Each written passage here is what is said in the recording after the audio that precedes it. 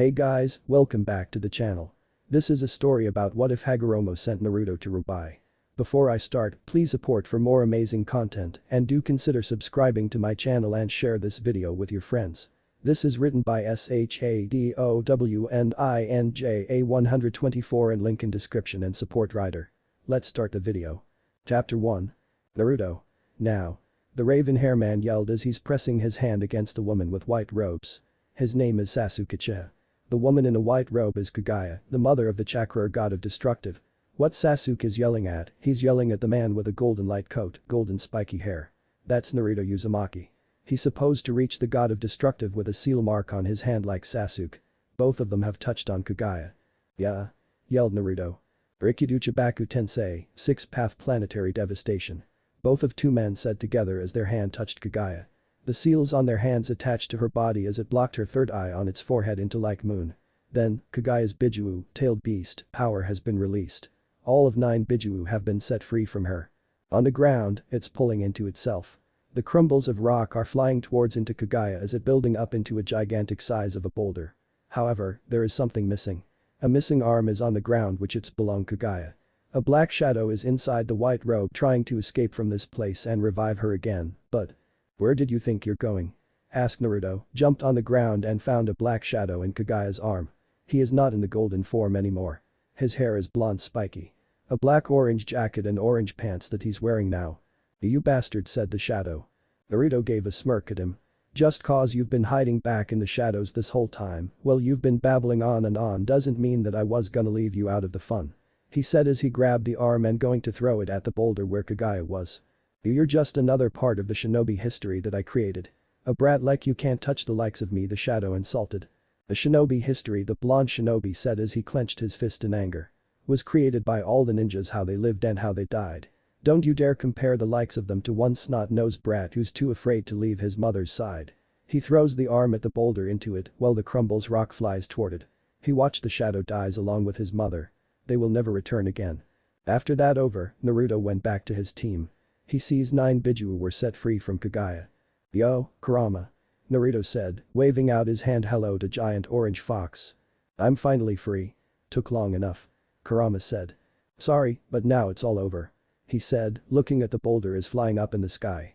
His promise has been made. He set Bijuu free and defeated Kaguya. Hold on. The pink-haired girl said as her name is Sakura. Before you're ready to celebrate, how are we gonna get us out of here? Sakura does have a point. Oh, that's right. Naruto said. Don't worry. I figured it out. We can use the Rikidu Sennin, Sage of the 6th Path, power to Kurama explained before everyone got themselves teleport to the real world. Take us back. He finished. Naruto and the others meet the floating old man with a white robe. He is the one who sent them here. Also, he bought some people that can help him to send Naruto and the others back. Welcome home, Naruto. The spiky blonde man said. Naruto smiled at his reanimation father and glad he's okay. Hello, Dad. He said. Hagoromo, the legendary of Rikidu, is floating toward Naruto and his gang to talk with him. You've all returned. Together with all of the previous 5 cages, we summoned you with the Kuchiyus no Jutsu, summoning Jutsu. I called them here from the Pure Land so that they could help me. Naruto, Sasuke, and everyone, thank you for saving the world. Naruto cheered up when the evil plan is over. He gives a high five to Sasuke as he gave him high five back. We did it, Sasuke.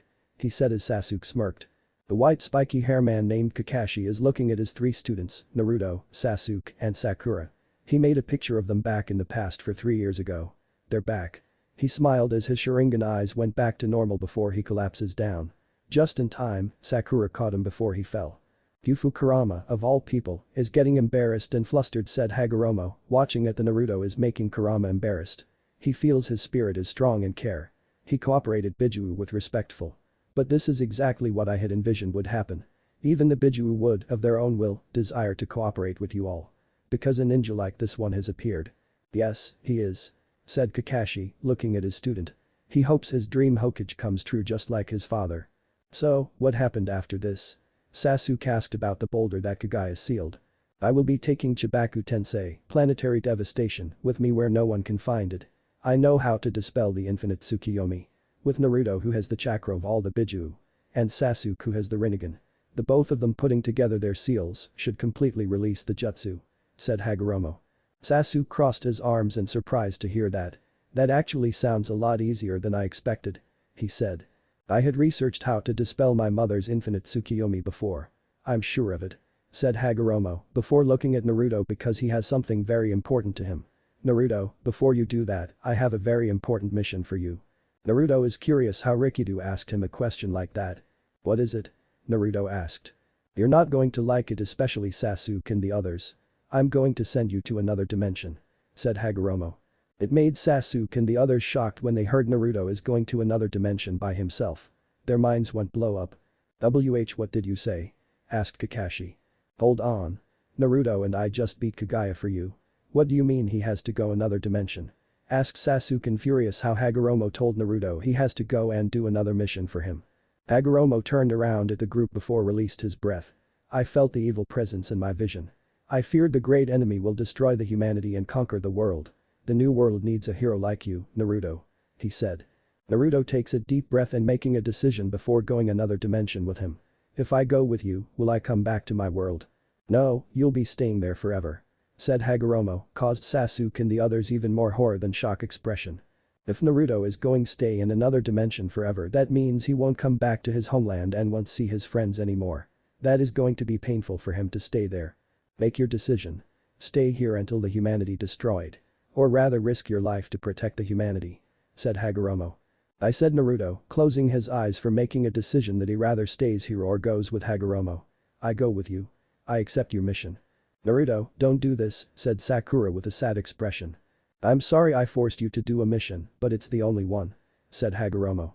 Nah, it's alright, said Naruto before making a smile. I should become stronger now. I've completed many missions and trained a new jutsu with my sensei. I no longer need a help. This time, I'm not afraid anymore. With my father Kunai, I'll protect a new world. You're not alone, kid. Naruto turned around to look at Orange Fox. Kurama. He said softly. You think you can save the world on your own without me? How the hell can you do that? Kurama smiled. Well, Naruto said didn't know what to say to him. Going to the new dimension will be hard because there could be the strong enemy. If you can. Of course. I'll go with you, said Kurama. I thought you wanted to be free, asked Naruto. It seemed like Kurama has found the kindness of like your meeting place, said Hagoromo, making Kurama blushed. Shut up, old man. It's not like I wanted to go with him. It just well. He did it for us. He never gives up on us. He made a promise. He always would have been done. He kinda same like the old man. He said itchy his own head. Hagoromo giggled for a bit, but he was very impressive how Kurama told him that Naruto is liked him. I see why you accepted this, but I won't stop you. Please take care of him, Kurama, he said. He's not the only one. Naruto and Kurama turned around at Biju and giving their fists pumped them. Everyone said Naruto. We owe you one. You have kept our promise, said Matatabi, the blue fire tiger with two tails. I'll agree with Matatabi. You did so many things for us. We'll fight beside you, said Kakuyo, a white horse with 5 tails. Yep, said Sun, the red monkey with 4 tails. Eyes, thank you. It'll be an honor to come journey with me, smiled Naruto before giving his own fist pump to Biju. They are all smiling at him. It has been 2 months since Naruto trained so hard with his friends and sensei before leaving his homeland. His taijutsu has been improved and trained by Rock Lee. Naruto got a new Funin jutsu from his friends. Mostly, his Biju has taught him more than the others. After 2 months later, it is time for Naruto leaving his friends and his homeland. Come on out, Naruto. Let us see your new clothes. Don't be shy, said Sakura, waiting for Naruto to come out from the armor shop. Naruto got pushed by his friend Kiba. He stopped his hopping before he'll fall down. He bought new clothes and armor with him. He wears new orange jacket short with a tight-fitting black shirt underneath it. Same orange pants match his jacket. A white bandage around his right thigh with a black sheath for kunai. The armor plates are on his both arms and open black gloves. The other's armor plates attached to his knees. The white swirl with a tassel on the left side and a red Uzumaki crest on the back. Man, you look so ready to go, said Rock. Yeah, and not bad looking. I hope you'll attract a lot of girls, said Ino, making Naruto blush by teasing him. She always does that to him. While Naruto chatted to his friends, Sasuke arrived in the middle of their conversation and interrupted. He's here to seize Naruto and supposed to escort him to the gate, what Hagoromo said. It's time, he said. Naruto nodded as he grabbed his stuff in his apartment before going to the gate in farewell to his friends. After he packed everything that he needs, he's at the gate where he's supposed to meet. There's Hagoromo at the gate waiting for him to go with him and the new world that Naruto has to face. Well said Naruto, looked at his old friends to say farewell them. This is his last day to leave his homeland and his friends. I guess it's time for me to say goodbye. You guys have been a good friend to me. I'm happy that I have you guys. I'm going to miss you and thank you, said Sakura, tears in her eyes before Naruto gentle hugs her. She hugs him back. Her teammate is leaving. Leaving the Konoha village and won't return like Sasuke. But Sasuke is here with her. I'm going miss you, to Sakura. I will never forget you and everyone. Said Naruto, looking at his friends. Everyone, I hope you'll have a good life in the future. Never give up your dream. Kakashi-sensei, protect the village for me. Kakashi wipes his tears, which had made Naruto surprised to see him crying. I will, Naruto. He said. Hey, idiot. Said Sasuke as Naruto looked at him for what he wants. He sees his hand raised and offers him a shaking hand. Goodbye. You are the closest friend I ever have and great rival. You're kidding me? We almost killed each other. Smirked Naruto, shake hand to Sasuke. But, goodbye. I wished you have a great future. Then, that was his last word for everyone. After Naruto said bye to everyone in his village, he went with Hagoromo and goes to the different dimension. Kakashi the Hokage named his new title will be Naruto, the hero of Konoha. Vale is a large coastal city in the kingdom of Vale. It has a large port area where passenger and cargo ships dock. It's one of the 4 kingdoms in Remnant. Remnant is the future world with airships, gadgets, high-tech weaponry, and a form of natural energy called dust, existing side by side. There's a man wears a red-lined white suit and a small gray scarf. He has black gloves with rounded sleeves, as well as long black pants and black shoes. He's at the shop called From Dusk Till Dawn. Do you have any idea how hard it is to find a dust shop open this late? The man in white suit asked as his men are holding their gun and point at the old man who owned the shop. Please. Just take my money and leave. The old man begged. Whoa there, calm down, we're not here for your money. The man in white suit said before looking at his men. Grab the dust. His henchmen put the suitcase on the class counter and opened it. They took out some kind of black tube. They injected the tube into the dust pipe as it's starting to suck inside the tube. While injecting the dust, one of them has found a person with a red cloak. Hey kid, put your hands in the air. Henchman said drawing his sword before going toward the person. But, that person didn't turn around her hands in the air. So, he went closer to it and tapped on its shoulder. It's a girl. A cute teenage girl is listening to her music with red headphone while reading the weapon magazine in her hands. Her eyes are the sliver. She dressed in a black blouse with a red cloak and hood. Her hair is black and red, linked shoulder. She looks confused when she sees a man in black suit. The henchman gives her a hand sign like pointing at the headphone. So, the girl put her headphone down. Yes? Ruby asked. I said, put your hands in the air, now. Yelled henchman. Are you robbing me? She asked another question. Yes. Can't you see what I'm doing? Henchman yelled again and really mad how deaf girl listens to her music whole time.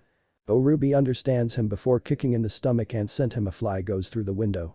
She sees another enemy is charging toward her. She takes out a red large suitcase shaped like rectangle before that guy is shooting at her with a pistol. She blocked the bullet as she dashes forward him and kicked in that guy face. Both of them went outside of the shop, except that guy fell down first. The men group is looking at the girl through broken glass. They see the girl's red case is transforming into the red side. Okay, the man in the white suit said. Get her. The henchman took out the red sword before charging at the girl. The girl stabs her scythe into the ground as she dodges before the henchmen attack her. She held on the handles of the scythe to lift her up and spun her lower body to kick henchman. The henchman got landed on the ground, right in front of the person. His head is up and looking at the person in a white cloak with a hood. There are 3 whiskers on person's cheeks which he can see it, but the shadow is blocking. Can I help you? The stranger offers him a help. The henchman got up by himself and gritted his teeth for being watched by a stranger. So, he attacked him before the man in cloak tells everybody. But the man in cloak easily moves on sideways as Hen let blade pass him. His cloak flies up as his arm reached out before he open palm attack henchman in the stomach. Sending of powerful energy that made the henchman fly. How asked Ruby, seeing the henchman is flying toward her. She dodges the flying man and crashes into another one. Someone must have hit him for her. Until now, Ruby sees a person in a white cloak who the one hit the henchman for her. The 2 henchmen looked at each other for few seconds and then charging at that person in a cloak. One of them is holding the sword. The other one is holding the gun. The person in cloak dodges the attack from henchman's sword. He then created a blue energy orb to smash into that guy's stomach. He pushes him as the energy orb is sending him a quick fly. The henchman with a gun is shooting at the man in cloak before making a dodge.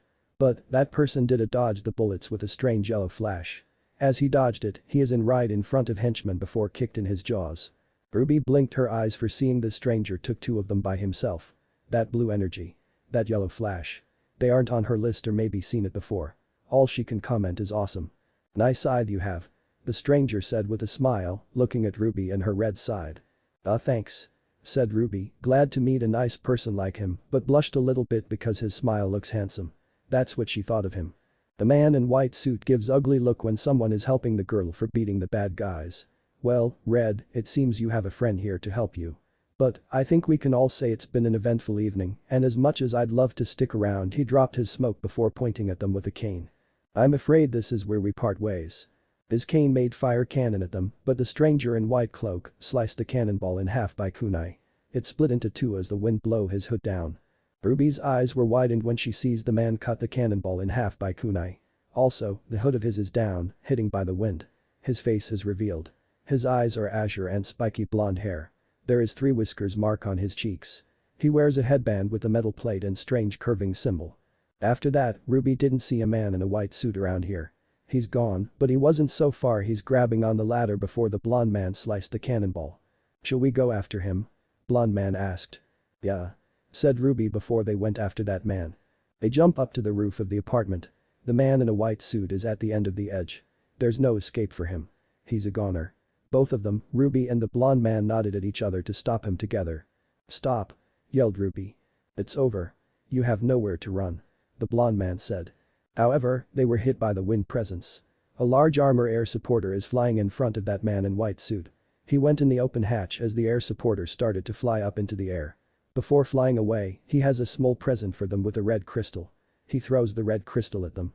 End of the line, Red. He shouted at Ruby and the blonde man before he uses the cane to shoot at the red crystal.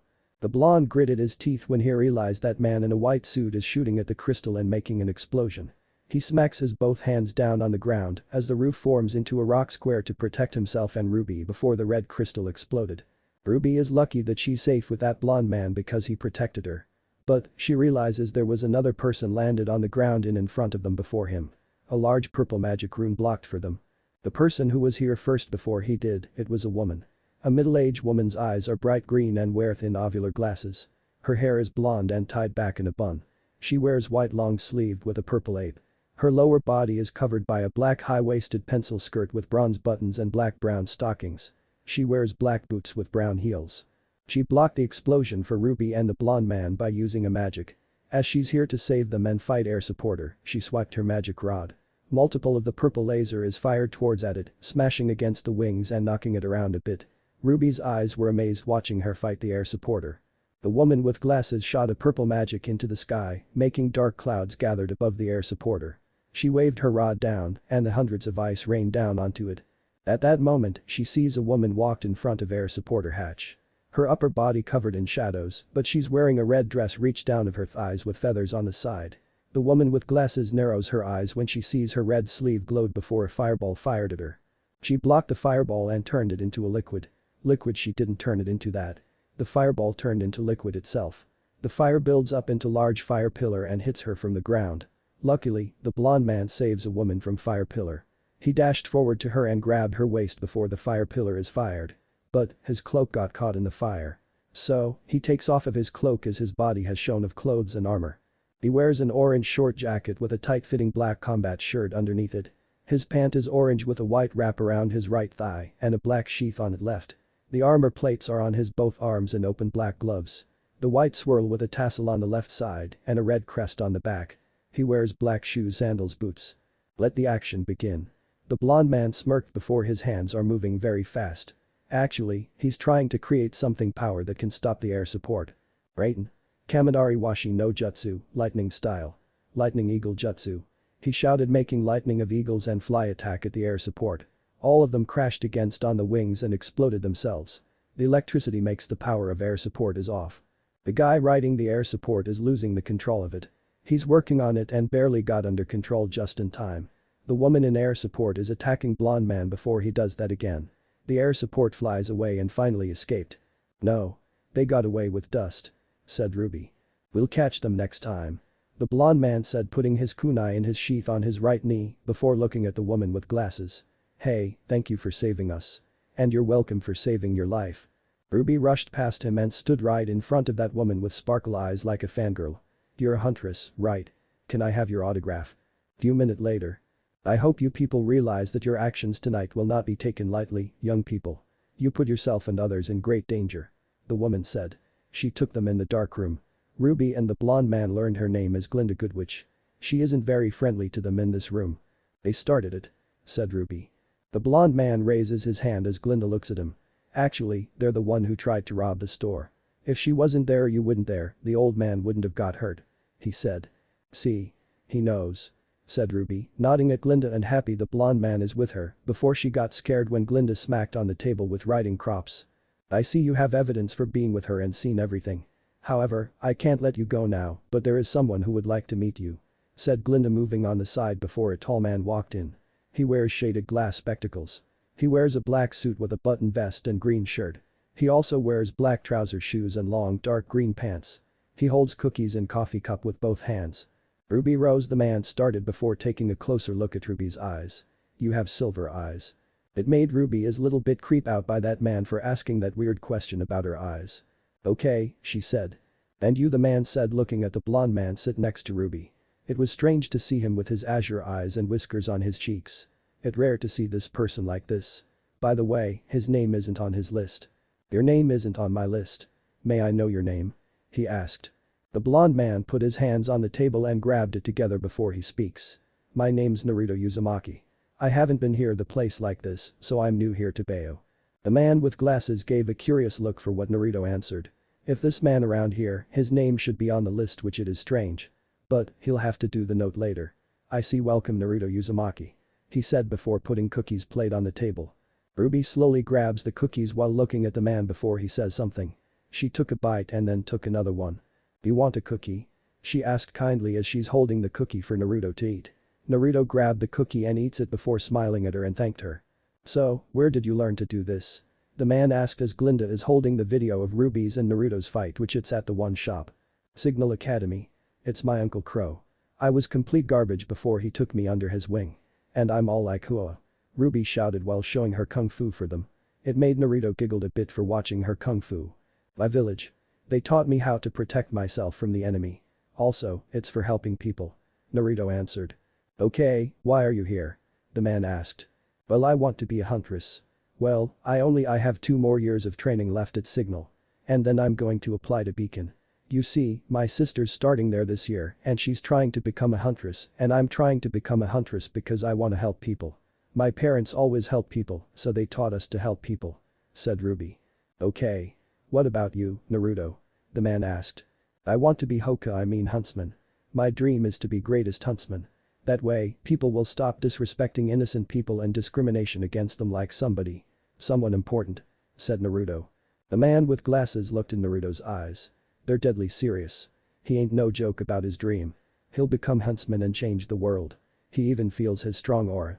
Do you know who I am? He asked. Naruto doesn't seem to know his name because he's a new guy here. But, Ruby knows his name. You're Professor Ozpin. You're the headmaster of Beacon.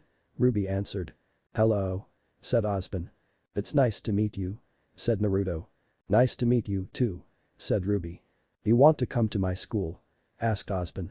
More than anything. Said Ruby. That's where I'm going to Bayo. Said Naruto. Ozpin looked at Glinda before she turned away and doesn't seem to care about it. Well then okay. Said Ozpin. After that meeting is over, Glinda lets those 2 kids out of the dark room. Ozpin gave them the maps where they're heading to Beacon. Ruby is so exciting for going to Beacon where her sister was. She also remembered Naruto helped her battle for catching the bad guys. Hey, thanks for helping me back there. Said Ruby. She meant at the shop where the bad guys were. It's my pleasure. I love helping people. It's what I do. Smiled Naruto before he forgot something. Oh, right. Since you met me back in the shop and I didn't tell you my name, I'm Naruto Uzumaki. Ruby Rose. I guess you haven't been here before, right? Said Ruby before Naruto is itchy his back of the head and gave her a nervous smile. Yeah, you can tell that. I'm kinda lost here because the city is way too big to me. He said. Okay then. Let me help you. I'll show you around and take you to the beacon. said Ruby as she grabbed his hand before dragging him along with her and take him to Beacon. Something wrong, Ozpin? Asked Glinda looking at Ozpin as watching the videotape of Naruto. Looking at his fight in the power. They were never heard of it. Naruto held blue energy ball in his hand. He blocked the dust explosion by creating the earth for a shield to defend Ruby and used lightning eagle against the air support. Ozpin repeated it again. First, he used the energy orb. The second, he blocked the explosion by using the earth as a shield. Last, he shot out of the lightning eagle. So, he used two elements except the energy orb that was unknown. Chapter 2. Holy shit is that, asked Naruto, looking at a huge ass airship in the airport where the students were waiting to go Beacon. Look at this airship again. It's freaking huge. It's bigger than the big building.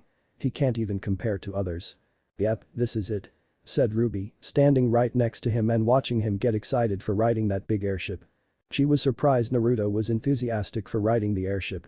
She guessed it was his first time to see this and ride the airship. Come on, Naruto. Let's go in. Meanwhile, in the airship, Naruto's eyes were shining stars as he watched the town below them.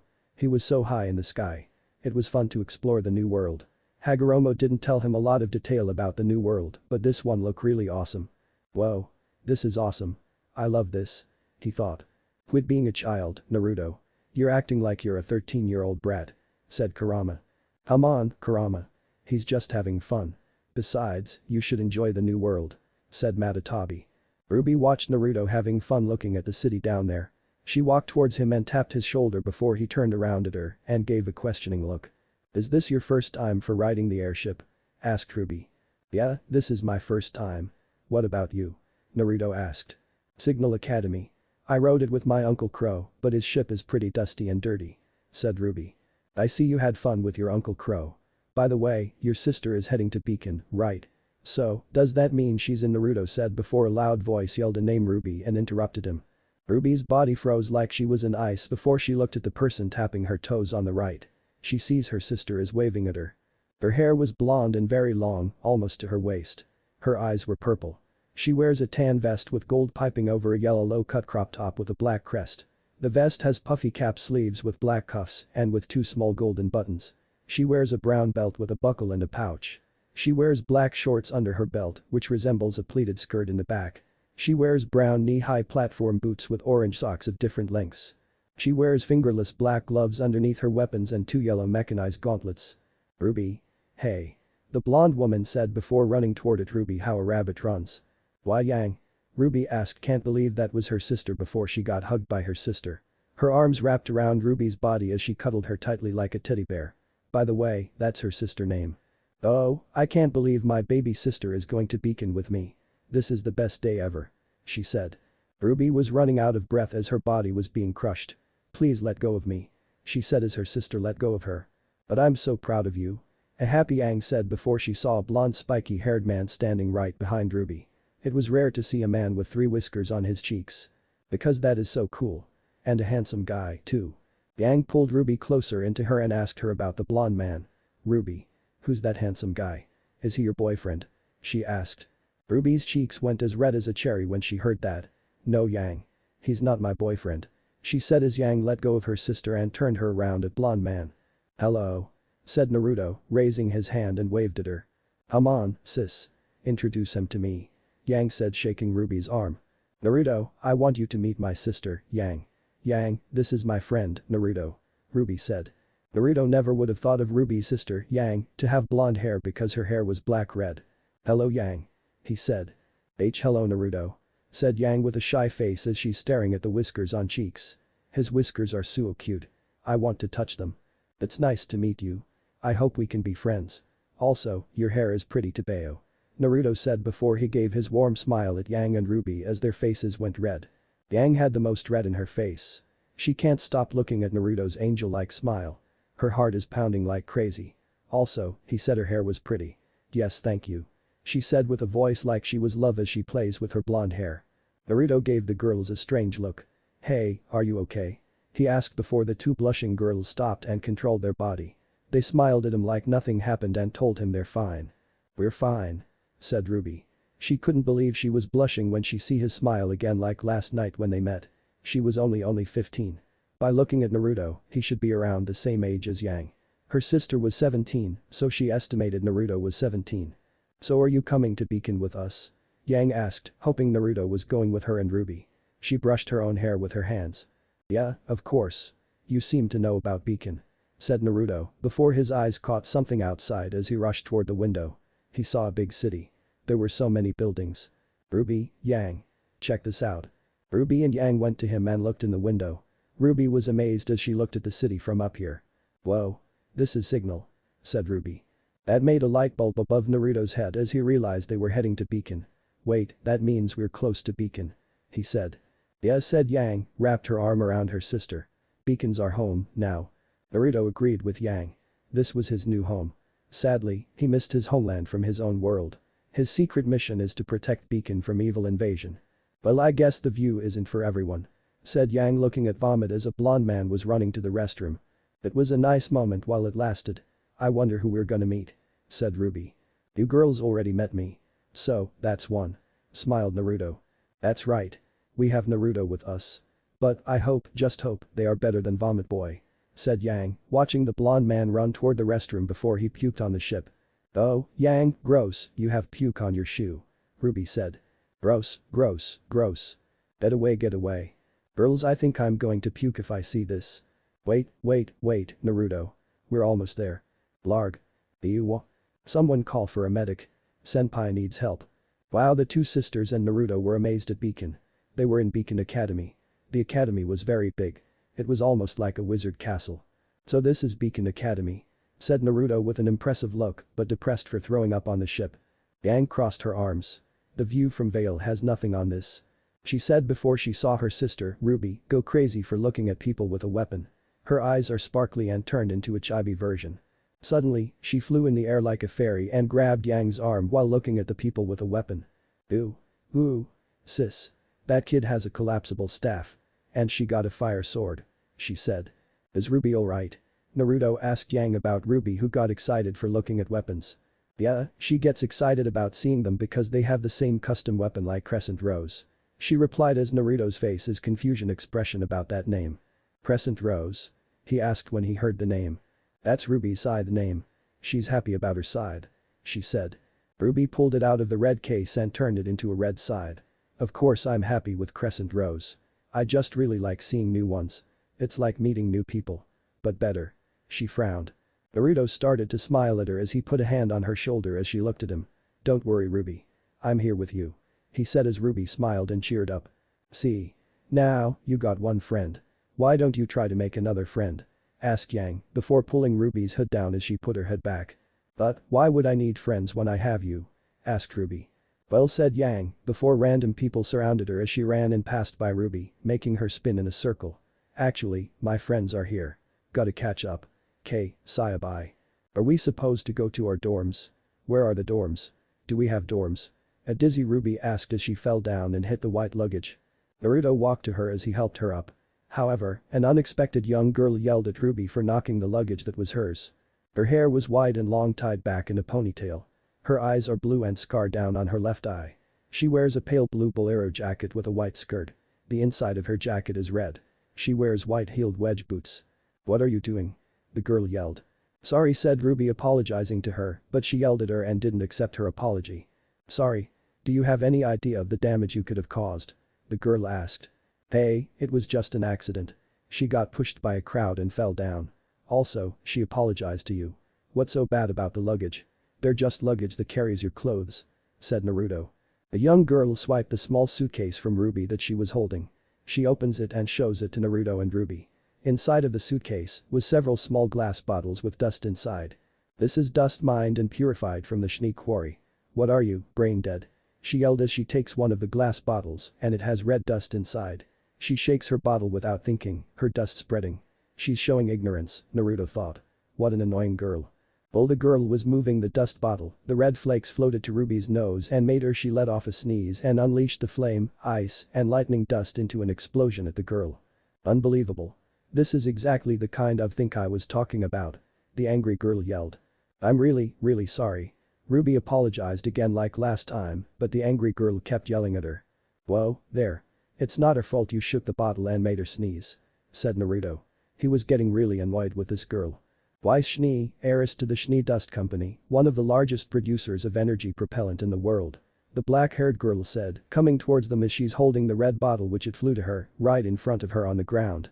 She has long, wavy black hair, and her eyes are amber. She wore a black ribbon tied in the form of a bow. A black button vest with coattails and a white sleeveless undershirt that exposes part of her midriff with white shorts that may be connected to her shirt. Her shorts have a zipper on the front of each leg. She wore black low-heeled boots. Black ribbons on both of her arms, with a black attached sleeve and a silver band on her left arm. "Finally, some recognition," said Weiss. "Hey, guys," thought Naruto as he sensed the wavy black hair girl is human, but slightly different. "Yeah, we know," said Kurama.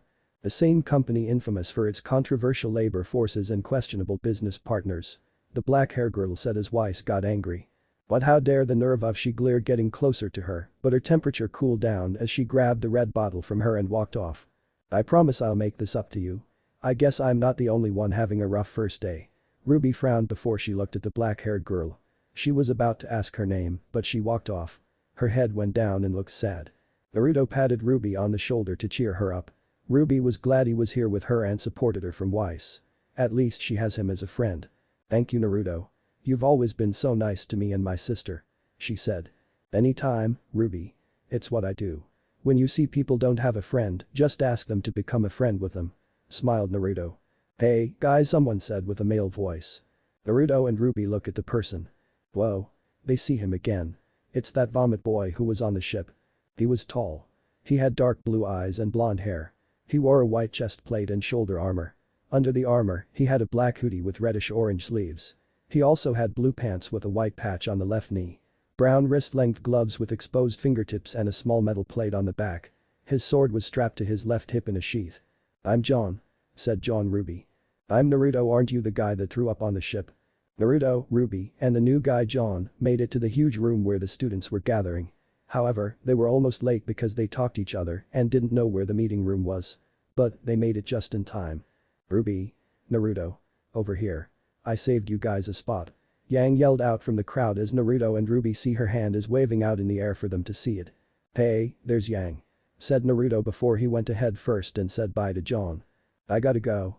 I'll see you after the ceremony," Ruby yelled, going ahead, leaving John behind. Both of them ran to Yang. "Hey, Yang, we finally found you," said Naruto. "How's my sister's first day going?" asked Yang. "You mean since you ditched me and I exploded?" an angry Ruby said. "Yikes. Meltdown already?" asked Yang. "Well, no. She really did explode a hole in front of the school. There was a fire, lightning, and ice," said Naruto. Yang leans closer to Ruby and gave a smug look. "Are you being sarcastic?" she asked. "I wish. I tripped over some crabby girl's luggage. And then she yelled at me. And then I sneezed. And then I exploded. And then she yelled at me again. And I felt really, really bad. And I just wanted her to stop yelling at me," Ruby said as she described to her sister about crabby girl Weiss. "Hey, you." Weiss yelled at Ruby before Ruby jumped into Yang. "Oh god, it's happening again," Ruby said. "You're lucky we weren't blown off the side of the cliff," Weiss said. "Oh my god, you really exploded," said Yang as Naruto slid behind her and nodded. Before chatting, a loud microphone caused everyone to attention. "It's Ozpin who is here to speak for everyone. I'll keep this brief. You have traveled here today in search of knowledge. To hone your craft and acquire new skills. And when you have finished, you plan to dedicate your life to protection of the people. But I look amongst you and all I see is wasted energy in need of purpose, direction. You assume knowledge will free you of this, but your time at this school will prove that knowledge can only carry you so far. It is up to you to take the first step. You will gather in the ballroom tonight. Tomorrow your initiation begins. Be ready. You're dismissed," Glinda said. "Seemed kind of off," Yang said. "Almost like he wasn't there," Ruby said. John dashed right next to the group. "I'm a natural blonde, you know," he said. In the nighttime, Naruto took a shower in the boys' locker room after he ate the dinner. He now had a tight-fitting black shirt which was underneath his orange short jacket. No armor on him. He left it in the locker. He wore short orange pants and no headband, but wears sleeping beanie hat cap Waller style. "I finally took a shower," Naruto said as he went out boys' locker room and headed towards the ballroom where students sleep. He was almost at the ballroom until he bumped into someone without knowing it coming from the open entrance on the right. Naruto's forehead got bumped into someone's forehead while rubbing his own forehead. He looked at the person who has been bumped by him. "I'm sorry. I wasn't then, his eyes went widened. It's a girl. She's slender and beautiful. Her eyes are vivid green and her hair is red and long like waist length. She wears light red silk nighties and black panty. Black panty? Naruto just saw a black panty underneath red hair girl's nighties. What a pervert, just like Jiraiya. Naruto turned away from her quickly and pretend he didn't see it. His face is hella red as boiling heat. He can even remember he did it before hot spring in his own world. I didn't see it. His thought. Fan service, said Kurama. Looking at woman's panties is part of a man's romance, said Son. Naruto shook his head and told Son to shut up or else he'll have to lock him up with 6 paths pillar like he did to Kurama. He went to red hair girl and helped her up. When she got up, he didn't expect her height, she is taller than him. His height is 5'6", almost 5'7". Her height should be 6. Are you okay? He asked. Yeah, I'm okay. I'm sorry. The red hair girl said as she bowed before him giving embarrassed smile at him. No, it's my fault.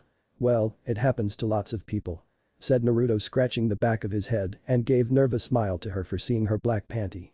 Hopefully, she didn't notice it because he didn't want to get punched. Oh sorry. My name's Pura Nikos. Pura said. Thank goodness she didn't notice it. I'm Naruto Uzumaki. It's nice to meet you, Naruto said with a kind smile before he remembered something about her hair. Her hair was red and beautiful. It almost reminded him of his mother's hair that passed away when he was born. God, he really misses his mother already. Pura sees Naruto's face look sad. It's like he just seen a ghost when he helped her. Are you okay? She asked before Naruto avoids that one and looked at her. I'm fine Tebeo, he said before he gave a thumbs up to her as she giggled at how funny he was. That's good. I'm glad. So you're new to Beacon, right? Pura asked. Naruto nodded. Yep, I'm new. You must be new too. I can tell you're in a ballroom, he said. I guess we're both new. But I have to get away from here because people are snoring too loud. Haha Pura laughed in awkwardly for meeting a blonde man. It was also awkward for her height was taller than him. She had to look down to him. Naruto has to look up to her which it was awkward about his own height. He needs to drink more milk to grow taller. I think we should go to sleep. You know, initiation begins tomorrow. Oh yeah. You're right. The initiation starts tomorrow, said Pura before she ran past him and waving her hand goodbye to him. Night, Naruto.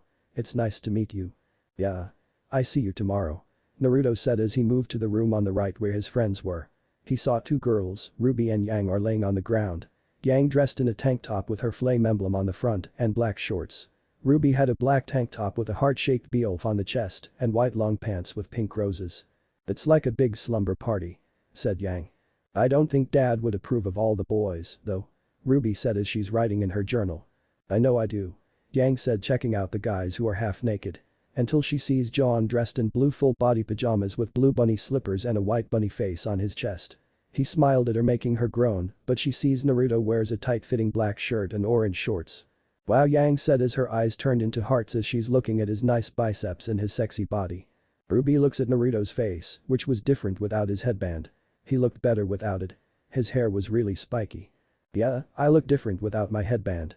Naruto smiled. Actually, you look better without it, Ruby said. And handsome Yang whispers herself. So, what are you girls doing? Naruto asked. I'm writing a letter to the gang back at Signal. I promised to tell them all about Beacon and how things are going, Ruby said showing her journal to Naruto. Oh, that's so cute, said Yang with a happy face before Ruby threw a pillow right in her face. Shut up. I didn't get to take my friends with me to school except Naruto who already became a friend, she said. What about John? He's nice. There you go. Plus 2 friends. That's a 200% increase, said Yang.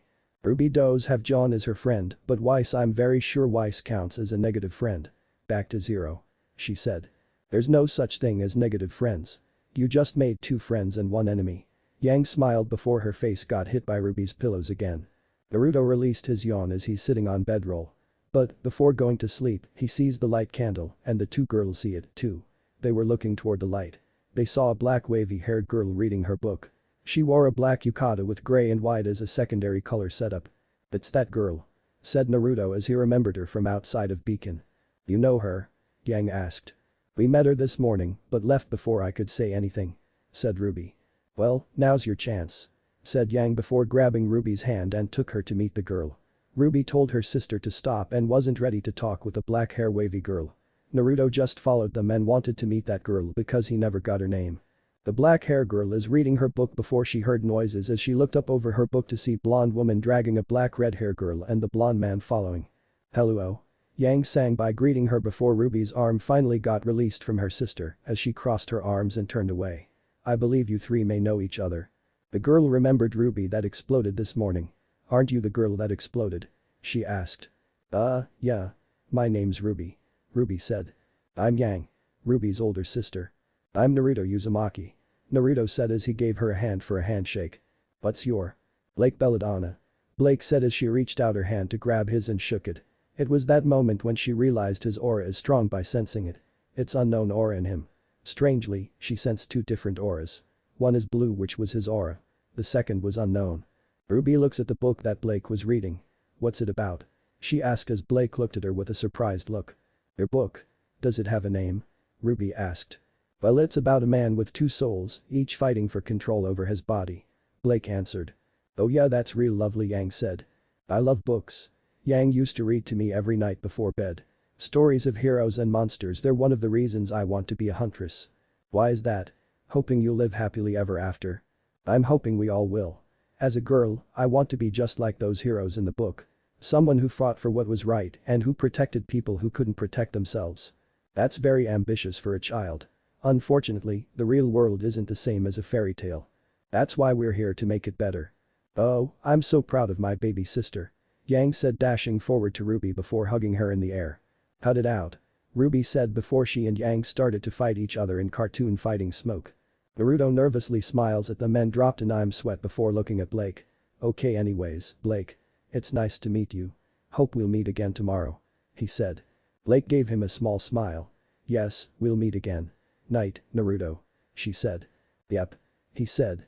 What in the world is going on over here? Weiss came from the other room because she heard a loud noise. Don't you realize some of us are trying to sleep? Before she and Yang started to say not you again at the same time. Ruby told the two girls to quiet down. Girls, Weiss is right. Everyone is trying to sleep. She said. Naruto went back to sleep on the floor. Blake had enough of loud noises as she blew the candles out. Hopefully, tomorrow would be interesting. Chapter 3. I feel sorry for that guy. Naruto said looking at the teenage man with Chinese clothes is being bothered by a girl in the locker room where students got a weapon. He has long black hair tied into a ponytail that ends midway down his back. He wears a dark green diagonally buttoned long-sleeved tailcoat that is red on the inside with black and gold trimming and pink cuffs. The trimming goes down the right side of his torso and forms a black collar. He wears a black long-sleeved shirt beneath the suit and light tan pants with black shoes. The girl who is chatting with him, she has short orange hair and turquoise eyes. She wears a white sleeveless. She wears matching fingerless gloves on each hand. She sports a pink skirt that starts at the waist and ends mid-thigh. Her shoes are a mix of pink and white with pink laces. I know. We'll have some sort of signal. Like a distress signal. A secret signal so we can find each other in the forest. Can you imitate a sloth? She asked. Nora. He called her name as he picked up his pair of green automatic pistols with attached blades. Yes, Ren. Nora said as she told his name. Ren put his pistols inside the sleeves. I don't think sloths make a lot of noise. Nora's eyes rolls left to right in confusion and spoke without knowing, that's why it's perfect. No one will suspect we're working together. Come on Nora, let's go. Ren said close the locker before started to walk as Nora went with him. But not together. Nora said before she giggled little and walked with Ren. They went past by Ruby and Yang while they're getting the weapon from the locker. Wonder what those two were so worked up about. Ruby said opened the locker for getting her crescent rose. Today is an initiation, so they have to be there on time or wait for announcement speaks. Oh, who knows so. You seem awfully chipper this morning. Yang said. Yep. No more awkward small talk or getting to know you stuff. Ruby said grabbing her crescent rose before hugging her weapon and petting it. Today I get to let my sweetheart do the talking. Naruto picks up the tri-pronged kunai from the locker before he looks at it. That kunai he can't believe his father lets him have it for another world. It was a gift. At least, Naruto knows how to use it. Also, his mother, too, which her red hair almost like Purah's hair. He remembered his mother's words. Find a goal. A dream. And don't stop trying until it comes true. Dad. Mom. I promise I'll make you proud of me. He thought smiling himself before he put the kunai in a black sheath on knees and walks to his new friends. Well, remember Ruby, you're not the only one going through initiation. If you want to grow up, you're to have to meet new people and learn to work together. Yang said. That's what initiation wants. It's about teamwork with new people. Naruto said went between them. Teamwork with new people. Wow, that was a long time ago. When he was at 12, he learned it how to do teamwork. Well, not with Sasuke, just a little. Naruto has a point. You gotta learn how to work as teamwork with new people. Yang said. Ruby scoffed. You sound like a dad. She said, but it's true. The initiation is for working as a team. What about you, Naruto? What team are you picking? Yang asked. You know, I haven't made a thought of it. If I can't find, I'll just have to pick you two as my team. Naruto said smiled at them. Yang jumped up for being picked by Naruto as his team. Yes. Yes. She exclaimed without noticing Naruto is right there, watching her jumps. So, she stops it and looks at him with her embarrasses face. Naruto giggled at her for doing her surprises jump. She looks really cute when she does that. No need to be embarrassed.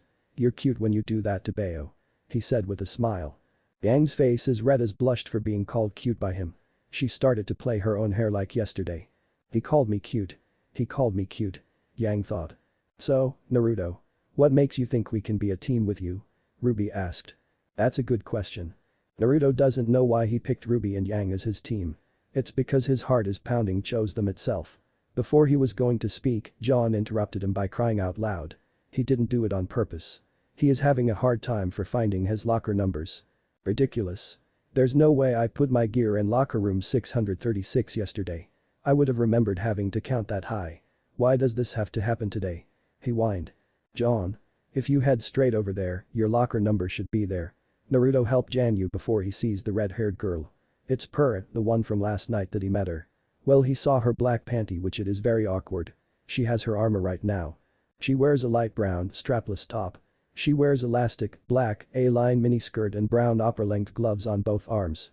Her left arm has bronze armor plate and bronze bracer on top of the sleeve. She wears red ankle-length drapery that appeared to be wrapped around her skirt. Her high-heeled boots are brown with bronze trim. The small circular bronze plate is on her right hip. She wields the shield and spear. Naruto was going to purr, but he sees she's talking with Weiss. Great. It's her again, but hopefully, she'll be nice this time. So, Purah, have you given any thought to whose team you would like to be on? I'm sure everyone must be eager to unite with such a strong, well-known individual, such as yourself. Weiss asked. I'm not quite sure. Purah said haven't given a thought about making a team. She closed her locker before she sees Naruto right beside her. She met him again from last night, which it was very awkward for a greeting. So, she decided to greet him. Hey Naruto. She shouted waving her hand high. Weiss dropped her jaws at her for knowing that blonde man from yesterday. Hi Purah. Naruto said walking towards her to meet her, but blocked by Weiss. Wait, Naruto. How do you know her? She asked. Last night. I accident bumped into her, so I helped her and apologized to her. Naruto said. Do you have any idea who you are talking? Weiss asked. Purah? Naruto guessed. Not sure why Weiss asked that question. Purah graduated top of her class at Sanctum. Weiss said. Naruto tried to remember the rumor, but no one spoke, no. He shook his head before John joined the conversation and learned what's going on. She won the Mistral regional tournament 4 years in a row, a new record. Weiss said. Never heard of it. Naruto said shook his head again before Weiss's growling. She's on the front of every Pumpkin Pete's Marshmallow Flakes box. She yelled in anger. Naruto honestly shook his head again for not hearing the rumor about her. Of course, he's new in this world. He's from another world. How many times he had to answer that stupid questions. Ganyu gasped when he heard that title before he does that's you. They only do that for star athletes and cartoon characters. Yeah, it was pretty cool. Sadly, the cereal isn't very good for you. Purah said. Naruto looked in confusion expression. That last title seems very funny. So, he'll pretend like he do. Purah, sorry for not knowing you that I'm kinda new guy in this place. He said. Hey, it's okay. I'm happy you're being honest. You haven't done so bad. I think you're the kindest person I ever met. Purah said gave warm smiled at him. Thank you. Naruto smiled before the announcement is speaking to everyone. Would all first students please report to Beacon Cliff for initiation. Again, all first-year students report to Beacon Cliff immediately. The announcement voice is Glinda. Hum on, Naruto. Yang exclaimed going up ahead with Ruby. Humming. Later, Purah. Naruto said before going to his friends and heads to Beacon Cliff. Beacon Cliff is a location near Beacon Academy. It is the starting point for Beacon Academy's initiation. The view is very nice and can see the forest. The students of the first year were standing on the launch pads in front of Ozpin and Glinda. For years you have trained to become warriors. And today, your abilities will be evaluated in the Emerald Forest. Ozpin said as Glinda is now speaking. Now, I'm sure many of you have heard rumors about the assignment of teams. Well, allow us to put an end to your confusion. Each of you will be given teammates today. She said. Ruby started to cry when she heard that. What? Oh, she whined. These teammates will be with you for the rest of your time here at Beacon. So it is in your best interest to be paired with someone with whom you can work well. Ozpin said. Ruby whined again. That being said, the first person you make eye contact with after landing will be your partner for the next 4 years. Ozpin said. Ruby sudden broke like a broken glass before she's starting to cry. What? She whined for the third time. After you've partnered up, make your way to the northern end of the forest. You will meet opposition along the way. Do not hesitate to destroy everything in your path or you will die. Ozpin said. Ganyu gave a nervous laugh before gulped. You will be monitored and graded for the duration of your initiation. But our instructors will not intervene. You will find an abandoned temple at the end of the path containing several relics. Each pair must choose one and return to the top of the cliff. We will regard that item as well as your standing and grade you appropriately. Ozpin has done for explaining to first-year students before he asked a question. Are there any question? John's hand is raised and spoke. Yeah, sir. Good. Now, take your positions. Ozpin began as the students are moving into their battle position. Naruto took out his headband and wrapped around his own forehead before the launch pad is firing, which he saw people on his left side. Are you guys ready? He smirked at Biju as they smirked back. Kurama cracked his own knuckles and spoke in awesome, hell yeah. So, this landing strategy thing, what is it? You're, like, dropping us off or something? Janyu asked. No. You will be falling. Ozpin answered. So, did you hand out parachutes for? Janyu asked. No. You will be using your own landing strategy. Yang winked at Ruby as she put the sunglasses on before she was launched into the air. Ruby looked at Naruto and gave a smile for good luck before the pad launched her. Here I go. Naruto yelled before the pad launched him into the air. What exactly is a landing strategy? John screamed before pad launched him at last. The black bird was flying over the forest until Ruby crashed through it and suddenly exploded. Birdie no. Ruby fired several times from Crescent Rose's sniper. It'll make her slow down before switch to side to catch the tree branch like a hanging hook. She landed on the ground safely as she ran and looked for a partner. Y summons a wild spell runes to makes her jump and fall into the forest. Yang fired explosive rounds from her gauntlets, Ember Celica to travel along the top of the forest. She spun in the air and laughing while firing a blast. Yang is almost land, so she crashed through the leaves of some trees while doing a ninja jump on 2 trees before rolling onto the ground. Nailed it. Yang said before ran off. Her in the air used her shield to crash through few trees by blocking before landing on a branch. Her short spears turned into rifle mode to check her surroundings until she saw Screaming John falling into the forest. Look like he needs help for landing. So, Purra turned her rifle into a long spear, aiming at Janyu before throwing it. Thank you. John called as he was saved by Purra's spear. I'm sorry. Purra yelled waving her hand before she sees sand. Naruto is flying above the forest with his size of the sand plat which he learned it from his close friend. He's having so much fun for riding this one because he can fly. The air pressure is hitting his hair and face. He feels the air is so cool and cold. Until going down to the forest, he jumped off his sand plat and landed perfectly as his plat turned into sand and goes into the gourd on his waist. I fucking love the sand. Thank you Gaara. He thought as he ran through the forest looking for a partner. To be honest, you're getting better. Shukaku said, a sand beast with one tail.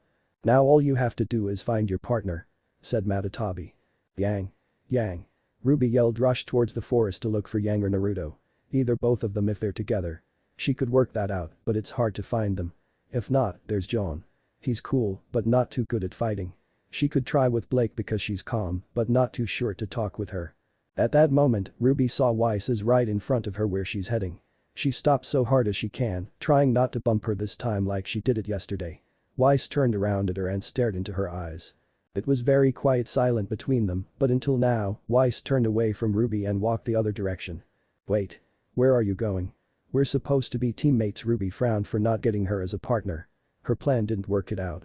Weiss walked toward her way, having a hard time to go through the bushes. There's no way she can be a partner with Ruby. As she's out of the bushes, she heard a voice from above. You stupid erg come on John said stuck in the tree and trying to take out the red spear that was from Purra. He looked down and sees Weiss is on the ground. He nervously hi to her before she walked away from him.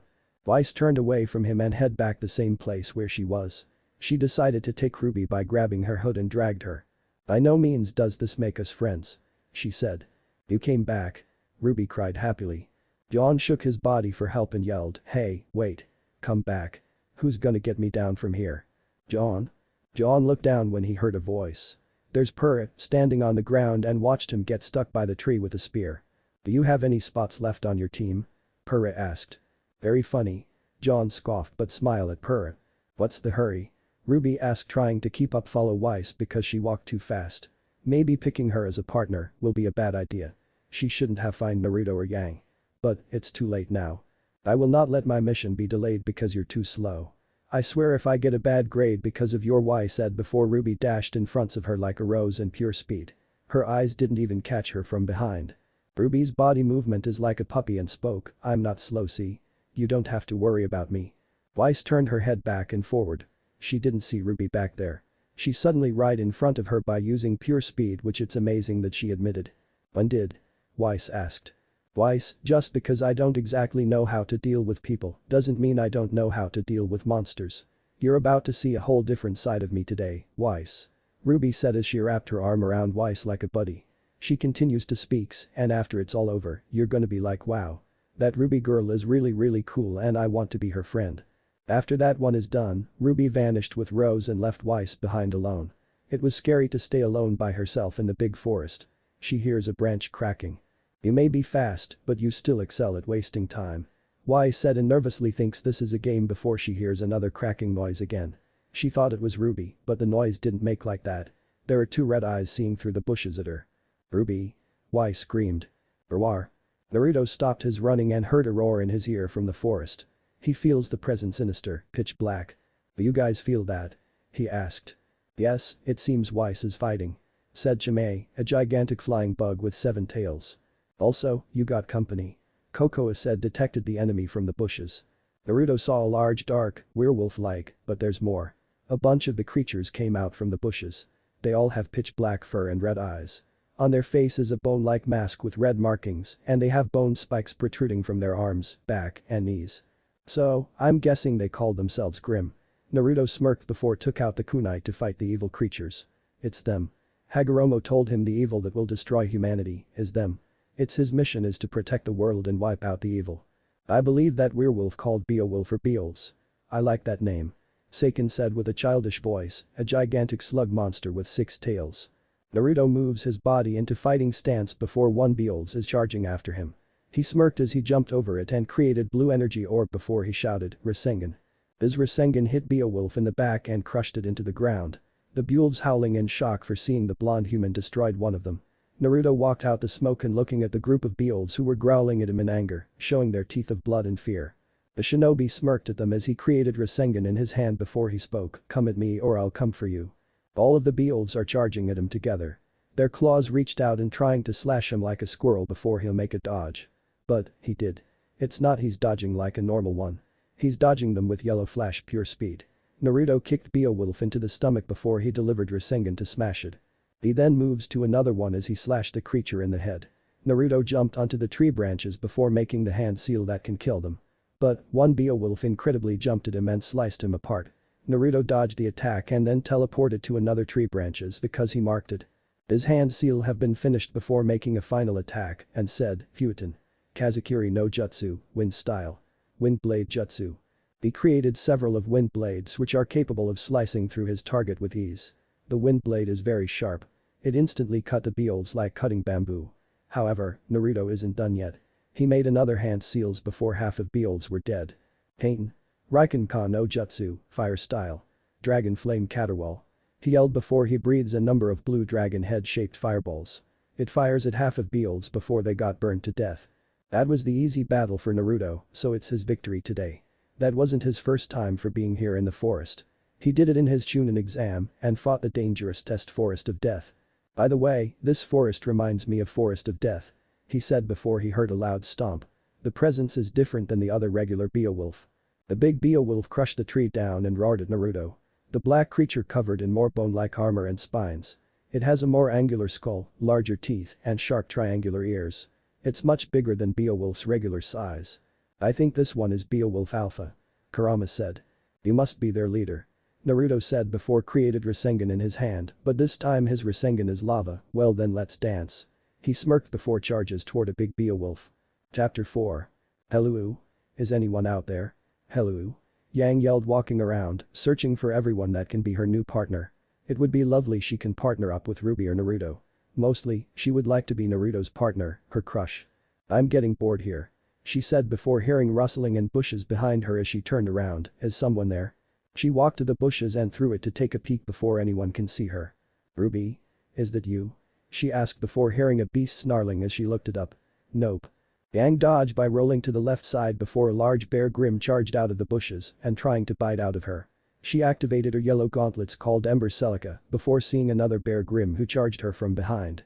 She shoots the round by making a dodge from the attack before Grim hit her. You guys wouldn't happen to have seen a girl in the red hood, would you? Yang asked as two Grim are growling at her, could just say no. Iraz charged her as it swipes at her, but Yang dodged the attack by backflipping. She laughed at them. These you two couldn't hit the broadside of a ba, Yang said before stopped the sentence as she sees a single blonde hair of hers falls in front of her and lands on the ground. You. The Ursa looked at each other in confusion when they saw Yang's eyes are red. You monsters. She screamed in anger as her aura flares out of fires before she charged forward. She shot a barrage to increase her speed before she delivered Ursa a combo of fire punches with gauntlets. She gave it a powerful punch into its stomach and sent the Ursa through the trees. The last Ursa is charging at Yang as she turned around and glared at the bear. What, you want some too? She screamed in rage before hearing a sword noise. The Ursa collapsed down because someone sneaks attacked from behind. It was Blake, the one who killed it for her. She killed the Ursa with Kusurigama, but it can also transform into sword mode. Blake pulled her weapon and sheath on her own back before smirked at Yang. Yang gave Blake a few seconds before she spoke, I could have taken him. At that moment, they feel the heat pressure is hitting them. They can even hear the strange sound of rotation. A large red sphere almost like lava is flying toward where the girls are. Yang and Blake quickly jumped away before red sphere flew past between them and crashed through the trees until it stopped. The lava melts the trees down when the sphere crashed through it. Is that, Yang said looking at the large Beowulf is liquid and melting into lava. Blake realized the large Beowulf is Alpha. Alpha Beowulf is much stronger than the regular Beowulf. She cannot believe Alpha was beaten. She even saw a big hole in its stomach. Yang? Blake. Two girls heard their own name before turned around as they saw Naruto is running. Hey Naruto. Yang said waving her hand and happy to see him. Blake looked at Alpha Beowulf and turned back to Naruto. Looking at the broken trees, the lava sphere made a path for him to find them or follows it. Some of the lava liquid melts the trees down. That wasn't it. The Alpha Beowulf who were dead, it's Naruto. Did you just kill Alpha Beowulf? She asked curiously. You mean that? Naruto said pointing his finger at dead Alpha Beowulf by the tree, yeah, I killed it. Wow, Naruto. You're pretty strong. I guess Ruby picked a right person. Yang said walk toward Naruto, so are you going to be my partner? She's hoping Naruto says yes with her cute puppy eyes. Sure, of course. Naruto smiled as he sees Yang jump surprisingly before looking at Blake. Blake, you should come along with us. It'll be great, three people working together. Alright. Blake said going with Naruto and Yang, but there's something missing before she could ask, by the way, have you seen Ruby and Weiss? Weiss got slid back for being hit by Beowulf, but she managed to block it on time. There is lots of grim Beowulf. Weiss was completely surrounded by them. She finally reveals her weapon is rapier, or shall I call Mertenister. She can't just rush and attack now without thinking. She has to concentrate for targeting the enemy. All she has to do is head up, shoulders back, right forward, not that forward. She's slowly in her breathing as she waits for the right time to strike before switching Mertenister revolving chamber into the red. A rapier or Mertenister has a revolving chamber inside the guard which has 6 slots in total, each of which contains a vial of dust. The revolving chamber is constantly stocked with red, cyan, violet, white, yellow, and blue dust. Now then, back to the battle. And now. Weiss said charged forward at Beowulf with an insane slide speed like ice skate before her Mertenister is going striking at its heart, but Ruby was in her way by slicing Beowulf. Weiss stopped her attack as her Mertenister shoots out of the fire and created a line to travel the tree. Ruby looked at the tree that caught fire, but she got hit by another Beowulf's claw as she pushed back and bumped into Weiss. Hey, watch it. Ruby yelled. Weiss gritted teeth at Ruby for not knowing she almost died before she spoke. Excuse me, you attacked out of turn. I could have killed you. You'll have to try a lot harder than that. Ruby said looking at the group of Beowulf. She and Weiss were surrounded by them. This is going to be tough. Ruby changed her empty magazine into a new one as she loaded for crescent rows. She pulled the bolt action as she prepared for a fight. Weiss stepped closer to Ruby, but she seized the fire tree down. This will be bad fighting with Beowulf while forest on fire. So, Weiss grabbed Ruby's hand and spoke, "We have to go." She pulled Ruby away from fire forest and ran away from the grim Beowulf. Weiss and Ruby have made it out from the fire forest. If they fight grim Beowulf in that forest, they wouldn't be dead soon. But there's one problem that made Ruby angry. What was that? That should have been easy. Ruby asked in anger why she has to run away from that forest. Weiss turned around to her and yelled, "Well, perhaps if you had exercised even the slightest amount of caution with the placement of your strikes, I wouldn't have set the forest on fire." Ruby scoffed and asked, "What's that supposed to mean?" "I'm just surprised that someone who talked so much would communicate so little during an encounter," Weiss said. "Well, I'm sorry that you need my help to win a fight. I'm just fine on my own," Ruby said. "Well, congratulations on being the strongest child to sneak your way into Beacon, bravo." Weiss, insulted, turned away and walked straight to another forest before Ruby got so mad at her as she sliced one tree down with crescent rows. As they left, a giant feather gently floats down through the air and landed on a tree. "Did you hear that?" John asked, heard an explosion sound in his ears as he looked to the right. Purah sensed the aura on the right. That should be Naruto, and two people were fighting the grim creatures from this far. "It seems some of our comrades have encountered the enemy," Purah said before pushing the small branches, but she accidentally lets go of the branch and hit Janyu without knowing he was behind her. "John. Sorry." She apologized. John's right cheek got cut by the branch before he got up and spoke, "It's okay. Just a scratch." Purah looked at John with strange looks on her face. She didn't feel his aura, so why didn't he have one? "So," she asked, "why didn't you activate your aura?" "Huh?" John asked. "Your aura?" "Rasengan," someone shouted. The blue energy orb hits Beowulf into the stomach and crashed through the trees. That's Naruto. He just destroyed Beowulf by his Rasengan. He then dodged one of Beowulf's claw before his heels dropped into its head. He stabbed Beowulf in the heart with kunai. Yang delivered a combo of punches to the Ursa. The last move is she gave one powerful punch into the stomach as her gauntlets fired a blast at it. "That's the last one," she said. "It's all done here," Blake said, putting her katana gamble shroud on her own back before felt a strong wind pressure. She sees a shadow flew right past by her. All she just saw the shadow is wings. Big wings. "What was that?" Yang asked. Naruto felt strong aura when he felt the wind pressure. He didn't feel friendly. He feels evil, sinister, and bloodlust. "We should get going. This place is not safe for us to stay," he said before he and two girls walked straight to find the temple. "Perhaps his Biju knew where it is." "You're almost out of the forest until you see the temple," Chimay said. "Our last pair has been formed, sir," Glinda said, pressed on her screen touch, and then it showed first-year students formed a team. "There's Naruto, Yang, and Yang are on their way to the temple." Glinda sees Nora got a partner up with Ren. "I'm impressed Naruto Uzumaki can form two teams, Yang and Blake. Nora Valkyrie and Lai Ren. Poor boy. I can't possibly imagine those two getting along." She touched another live footage about John and Purah team up. "Still, he's probably better off than Ms. Nikos. I don't care what his transcripts say, that John fellow is not ready for this level of combat. I guess we'll find out soon enough. At their current pace, they should reach the temple within just a few minutes." She walked off before she stopped and asked, "Speaking of which, what did you use as relic this year?" "Professor Ozpin." Professor Ozpin didn't talk or answer back as he watched Ruby and Weiss on live video. "It's definitely this way. I mean this way. It's definitely this way. Alright, it's official, we passed it." Weiss tried to find the direction of the abandoned temple after they ran away from Grimm. But they have no idea what they're at. Ruby is just sat there by cross-legged like do nothing. She believes she and Weiss got lost in the forest. And Weiss has no idea what are they going. "Why can't you just admit that you have no idea where we're going?" Ruby asked before got up from the ground. "Because I know exactly where we're going. We're going to." Weiss took few walks before she guessed, the forest temple. Ruby scoffed off and don't believe her that direction is a right. "Oh, stop it. You don't know where we are either," Weiss said. Ruby turned around to her and yelled, "Well, at least I'm not pretending like I know everything." "What is that supposed to mean?" Weiss asked.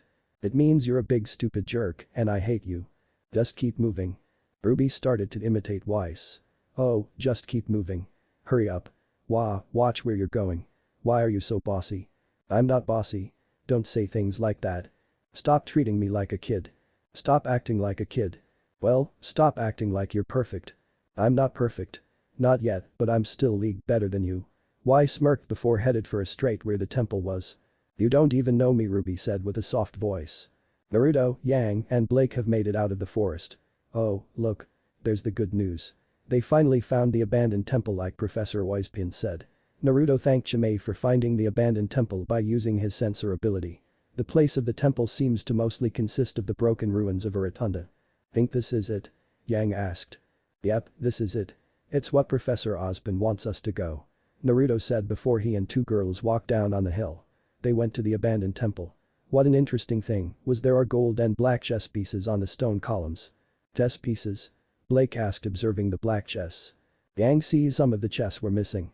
Which means someone must have been here and grabbed the chess before she and the others just got here. Some of missing? She asked. Looks like we weren't the first ones here, so now what? Naruto asked and honestly didn't know what to do with them. Well, my guess we should pick one. Blake answered.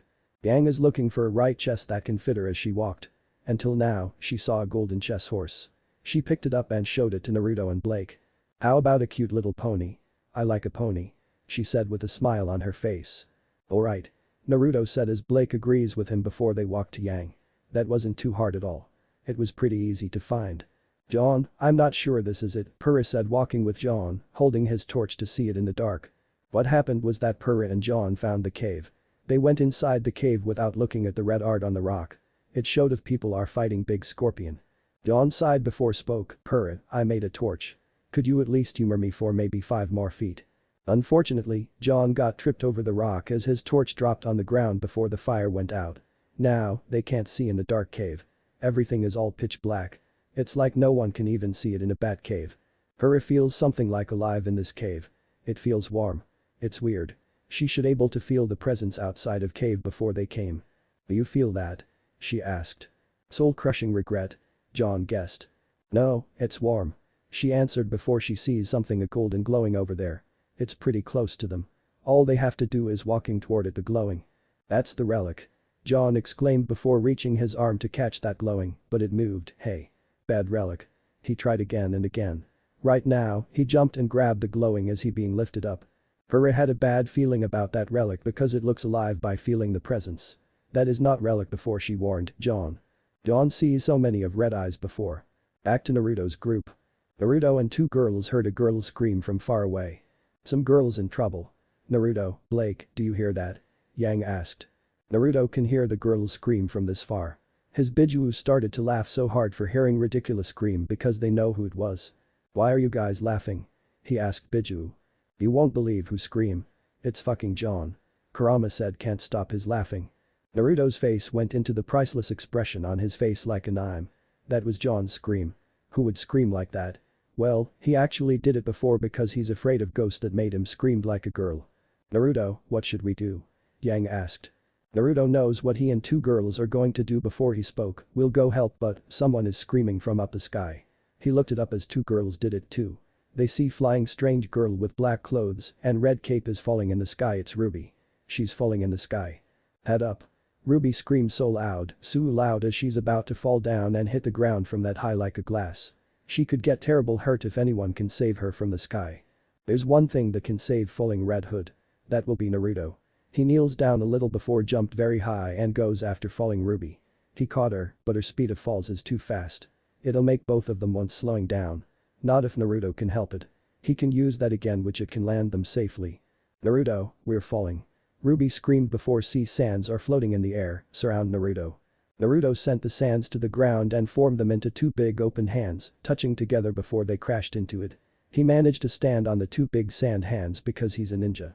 After that one is done, there's still something missing before Naruto saved Ruby. A flying John crashed into the tree. Ruby.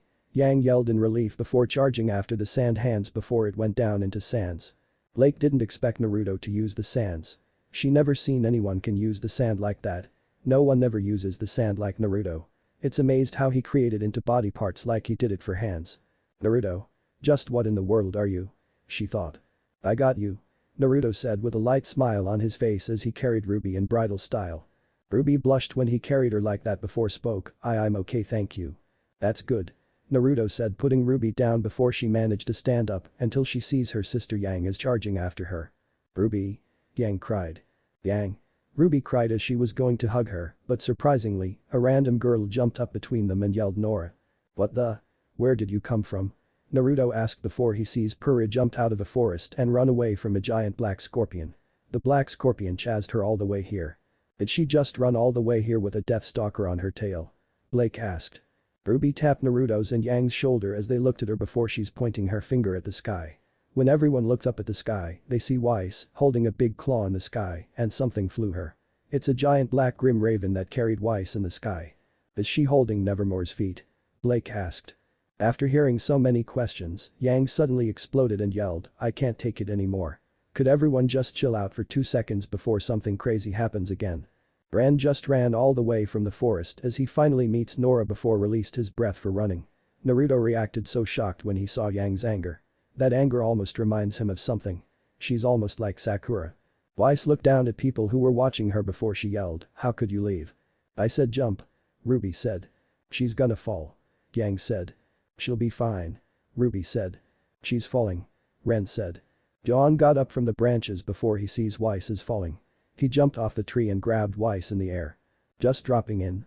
He gave his charming smile at Weiss, but actually, he forgot he and Weiss are still in the air without any flight tech.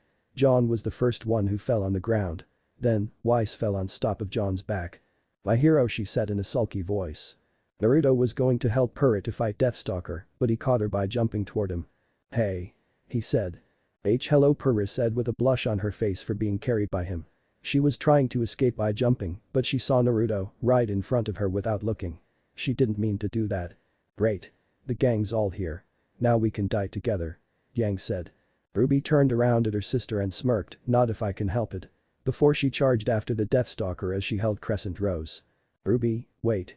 Yang yelled. Ruby made a shot bullet from Crescent Rose to boost her speed to hit Deathstalker. But she was hit by its claw. She got up and told everyone she's fine, but she looked back and Scorpion is right behind her. So, Ruby tries to shoot several rounds at it with her Crescent Rose, but didn't hit it before she ran away from it as Grim Scorpion charged after her. Ruby. Yang yelled charged after to save her sister Ruby before Deathstalker kills her to death. Ruby ran as fast as she can escape from Deathstalker, but Grim Nevermore is on targeting to her, too. The Grim Black Crow flapped its wing to shoot out of large feathers like shooting an arrow. The feather arrows miss-attack Ruby, but caught it in her cloak. The other's arrow blocked Yang's way. This isn't good. We have to help, Purah said before she feels incredible aura to her. A very strong aura. She looked to the right, but Naruto had disappeared. Ruby, get out of here. Yang yelled. Ruby is trying to pull her cloak out from the feather that stabbed it, but it's too late. She sees the Deathstalker raised its golden stinger above her and strike it down to her. Ruby. Yang screamed, letting her sister gets killed by Deathstalker before Red Cloak dashed past her. Ruby closed her eyes as her arms are used to protect herself, waiting for her death until Sting hit her. But now, she didn't feel it never came. She opened her eyes before she's shocked. She cannot believe what she just saw. Naruto is holding the golden sting by bare hands. Noticing this, he wears a short-sleeved red coat with a black flame pattern around the hem. I won't let you, he said before lifted the grim Deathstalker up into the air and spun it as he throws it to the sky and crashed. Nevermore, kill my comrades. Ruby's eyes widened before spoke softly, Naruto, she has never seen him so angry like that before. Until now, she sees him turning around to her. He has yellow toad-like irides with orange pigmentation around his eyes. Ruby, what are you doing? Trying to show off until you almost got yourself killed. Naruto said. I'm not trying to show off. I want Weiss to know, Ruby said before her forehead got poked by Naruto's 2 fingers as he smiled. You're strong. You don't have to show everyone that you can do it. I know. But that doesn't mean you wanted to prove it to everyone. Because I already know you can do it. Naruto said, offering Ruby a hand to get up before she grabbed his hand and gets up. Naruto, thank you. I'm sorry for being brainless. Ruby said as she turned around to Yang before she was pulled a hug with her. So happy you're okay. Yang said before started to looking at Naruto, thank you for saving her. She's my precious baby sister. And why your eyes look like a looking at his toad eyes, since where did he get red coat come from? Toad. It's Zenin mode, Sage mode. Naruto said. Yang nodded before she went wow. She just saw Naruto carry that giant grim Deathstalker and threw it at Nevermore. What a crazy strength. She'll ask him for sparring later after the test is over. Eyes, that thing's circling back. What are we gonna do? John asked looking at Nevermore, his back. That grim black bird isn't happy anymore when he got hit by Deathstalker. Weiss walked toward and answered, look, there's no sense in dilly-dallying. Our objective is right in front of us. She means the black and golden chess on the columns. She's right. Our mission is to grab an artifact and make it back to the cliffs. There's no point in fighting these things. Ruby said before she sees why smiled at her. Run and live. That is an idea I can get behind. Janyu said. Naruto senses the nature energy that can detect the presence of enemy from far away. There's Nevermore in the sky. However, he sensed Deathstalker is on the way to his direction. We should get going. The Deathstalker is back and on the way to this place. He said as everyone nodded. Lake is very curious about Naruto's toad eyes that have yellow toad-like irides with orange pigmentation around his eyes. She saw him lifted the grim Deathstalker up in the air by bare hands.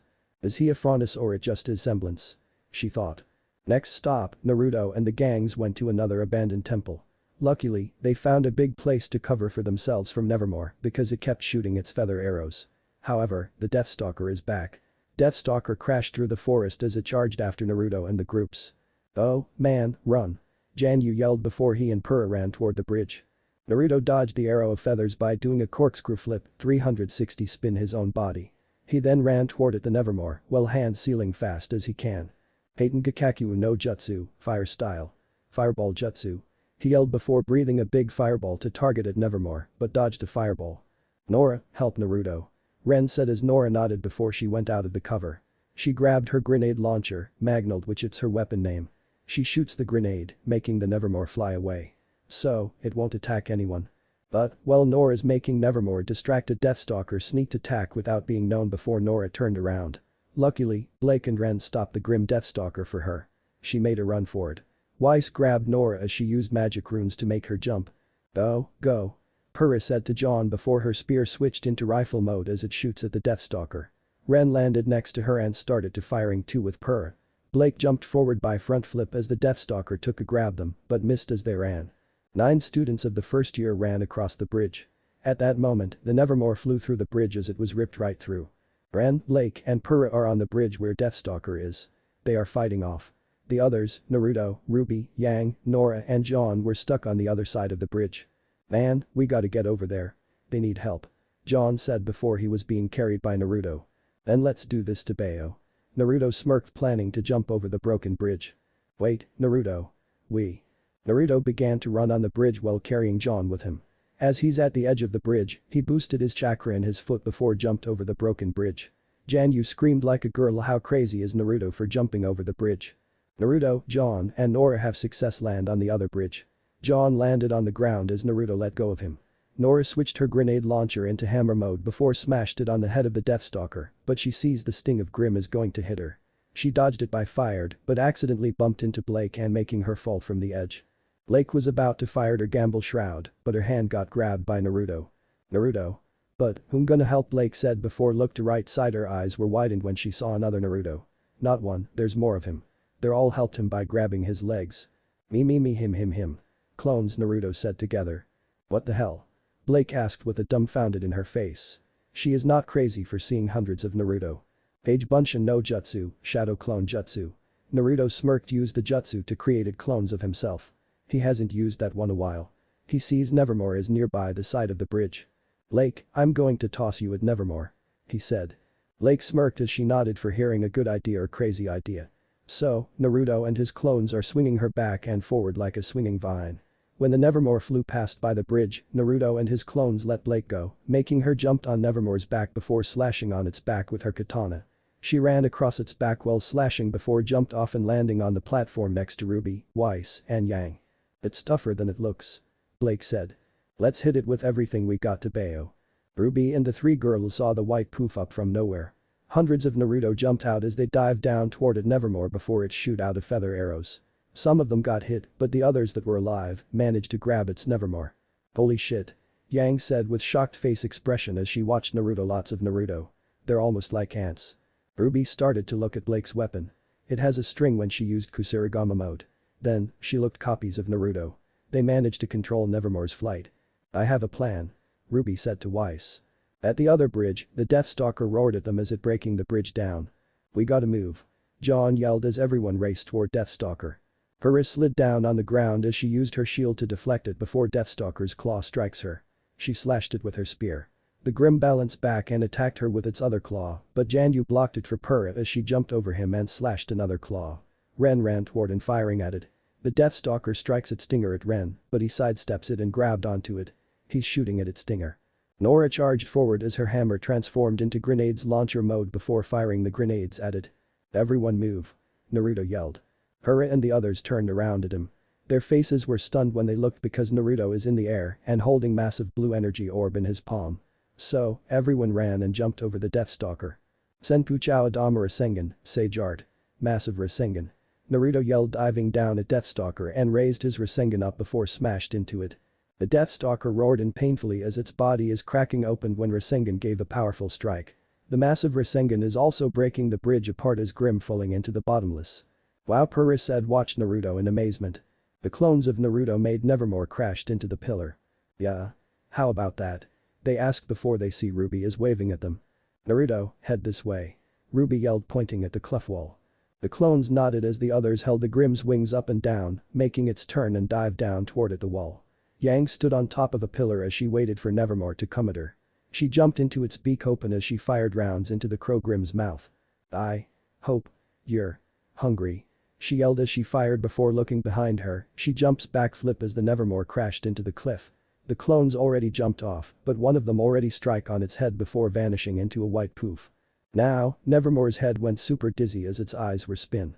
Y slid forward at Nevermore as she jumped and stabbed into its tail, freezing it in a place. She falls back to Ruby's group as Blake fired Gamble Shroud in pistol mode over to the pillar with black rope. Yang caught it and stabbed it into her pillar. Ruby jumped onto it while sitting on Crescent Rose as the black rope stretched back and Weiss went behind her. She turned her white runes into the black. "Of course, you would come up with this idea," Weiss said. "Think you can make the shot?" Ruby asked. "HMPH. Can I?" Weiss asked. Ruby's face is little worried before asked again, "Can?" "Of course I can," Weiss yelled. Ruby smiled at Weiss and looked back at the Nevermore as she loaded her rounds in Crescent Rose before launched with such speed that it cracked the ground. She's shooting lots of rounds, making to boost herself towards it Nevermore. Her Crescent Rose caught into its neck and slammed into the wall. Then, Weiss used Murdernister and made a line of white runes up the wall for Ruby. Ruby insanely ran along the white runes by firing all the way up. Until she reached the cliff, she fired last shot and sliced the Nevermore's head off in the air. Yang and the others were watched in amazement after Rose killed Nevermore as she stands top of the cliff. "Well, that was a thing," Yang said. "After the initiation is over, everyone is gathered in the assembly area. Russell Thrush, Cardin, Winchester, Dove Bronzewing, Skylark. The four of you retrieved the Black Bishop pieces. From this day forward, you will work together as Team CRDL Cardinal. Lead by Cardin Winchester," Ozpin said as four people walked out of the stage. Now it's Purra, John, Ren, and Nora turns to walk on the stage. John Arc. Lai Ren. Purra Nico. Nora Valkyrie. While Professor Ozpin is speaking, Ruby's head looked down on the ground and not watching them. Her face doesn't seem too happy as she remembered what Naruto said to her after the battle is over. Flashback. "Ruby, I want you to have this," Naruto said, handing her a golden horse chess piece. Ruby's eyes were widened in shock expression as she realized she doesn't have one like that. And, Naruto is willing to give her the chess piece. "Naruto, why?" she asked. "Don't ask. It just feels better to give someone if don't want the dream falling apart. But what about you? Your dream? Didn't you want to become huntsman?" "Yes, following my dream is true. But, abandon my friends are lower than scum." Ruby was stunned by his word friends. This is her first time when someone says that like him. Abandoned friends are lower than scum, that means Naruto will be scum if he leaves his friends behind. It's the most emotional moment she ever had. "I'll be fine, Ruby. Don't worry about me. You got your new friends around you. Study hard on your skills. Find a goal, a dream, and don't stop trying until it comes true." Flashback ended. Lake Belladonna. Wai Shni. Yang Xiaolong. Ruby Rose. The four of you retrieved the White Knight pieces. From this day forward, you will work together as Team RW. "Wait, Professor Ozpin." Ruby said, raised her hand to stop. "What is it, Ruby?" Ozpin asked. Ruby took a deep breath before spoke. "I think Naruto deserved to be picked instead me." Naruto in the back of audience looked at Ruby with shock face. "Why? Didn't you want to follow your dream?" Ozpin said, remembered in the one room where they met. "Yes, follow my dream will be my goal. I want to become a huntress, that's true, but I can't. Because I don't want to abandon my friends as a huntress. If I do, I'll be lower than scum." Ruby said, looked at Naruto in the audience, which he smiled back at her. Ozpin was shocked that Ruby is willing to give up for Naruto. By telling her silver eyes, they ain't no joking around. Her voice is truthful. It was amazing when he heard Ruby said, I don't want to abandon my friends. If I do, I'll be lower than scum. Alright then, but you're still in the team because I already decided. I'll make 4 teams into 5. I announce you, Naruto Uzumaki. He'll be joining with Ruby's group. Naruto walked into the stage before Ruby suddenly jumped and hugged him. She was delighted to have him as her teammate. Yay. You're in my team. Woohoo. Ruby smiled. Naruto smiled back to her before hugged her back and spoke, yeah, thank you. He's also got jumped from behind by Yang as she hugged him. Her breasts pressed against his back. Naruto's face is red when she does that because her breasts were too soft. Hey, he said with a blush, feeling Yang's breasts. Look like we have Naruto is on our team. I'm so happy we have you. She said as Ruby lets go of Naruto and her face is red that she hugged him surprisingly. From this day forward, you will work together as Team rwby. Lead by Ruby Rose. Ozpin said. Ruby was in shock when she heard she'll be a leader. Wow. Ruby, you're the leader. Naruto said unsurprisingly. Yang pulled her sister into a hug and cried, I'm so proud of you. Looks like things are shaping up to be an interesting year. Chapter 5. In the morning, there was a white beauty princess sleeping on the bed peacefully. Her name is Weiss. She just finished the initiation a few days ago. She finally got a rest from the days. Her eyes opened slowly, looking at the beautiful sunlight through the window as she gets up. She stretched out her arms in the air before releasing the yawn, but heard a loud whistle blow in her ears as she fell down on the ground. Good morning, Team rwby. Ruby yelled, jumped down on the ground. What in the world is wrong with you? Weiss asked. Yo. Naruto greeted as he's holding the suitcase. Naruto dressed up. The Beacon Academy uniform consists of black suits lined with gold, accompanied by a blue vest and a white shirt with a red tie. The girls wear a red plaid skirt and a brown jacket with a tan vest and white shirt with a red ribbon tied at the collar. Ruby also wears her hood with her uniform. Now that you're awake, we can officially begin our first order of business. Ruby said. Weiss got up and swept out the dust that is on her arms before asked, excuse me. Decorating. Yang answered while holding the stuff of her collection. Pillow, candles, and other things. What? Weiss shocked. We still have to unpack. Blake said, lifting up her suitcase before it fell open and clean. Weiss's face is not amazed about this. Alright. Weiss, Blake, Yang, Naruto, and their fearless leader Ruby have begun their first mission. Ruby said before raised her fist into the air, Banzai. Banzai Bankai. Yang, Blake, and Naruto joined together, except his word says Bankai because that word is wrong. Bankai? The fuck is that? Kurama asked, doesn't know what hell is Naruto saying word Bankai. Since when did he learn that word from? You know you're in wrong and I'm right. That's word is from Blee. Matatabi asked, knew that word Bankai is a reference to the anime about Soul Reaper. I know that. Don't judge me. Naruto replied honestly with red cheeks on him, but hey. It's a homophone. Well, kinda, which it was Naruto's thought. So, the decoration has begun. Weiss placed a painting of the forest with a red leaf on the wall. Yang placed a poster of a 6 guys called the Achievement on her part of the room. Blake is putting the books into the bookshelf. She picked the last book called Ninja of Love. Her eyes widened before she stopped and pulled the book close to her. Ruby is setting the red curtain before turning around while holding crescent rose and sliced the curtain in half.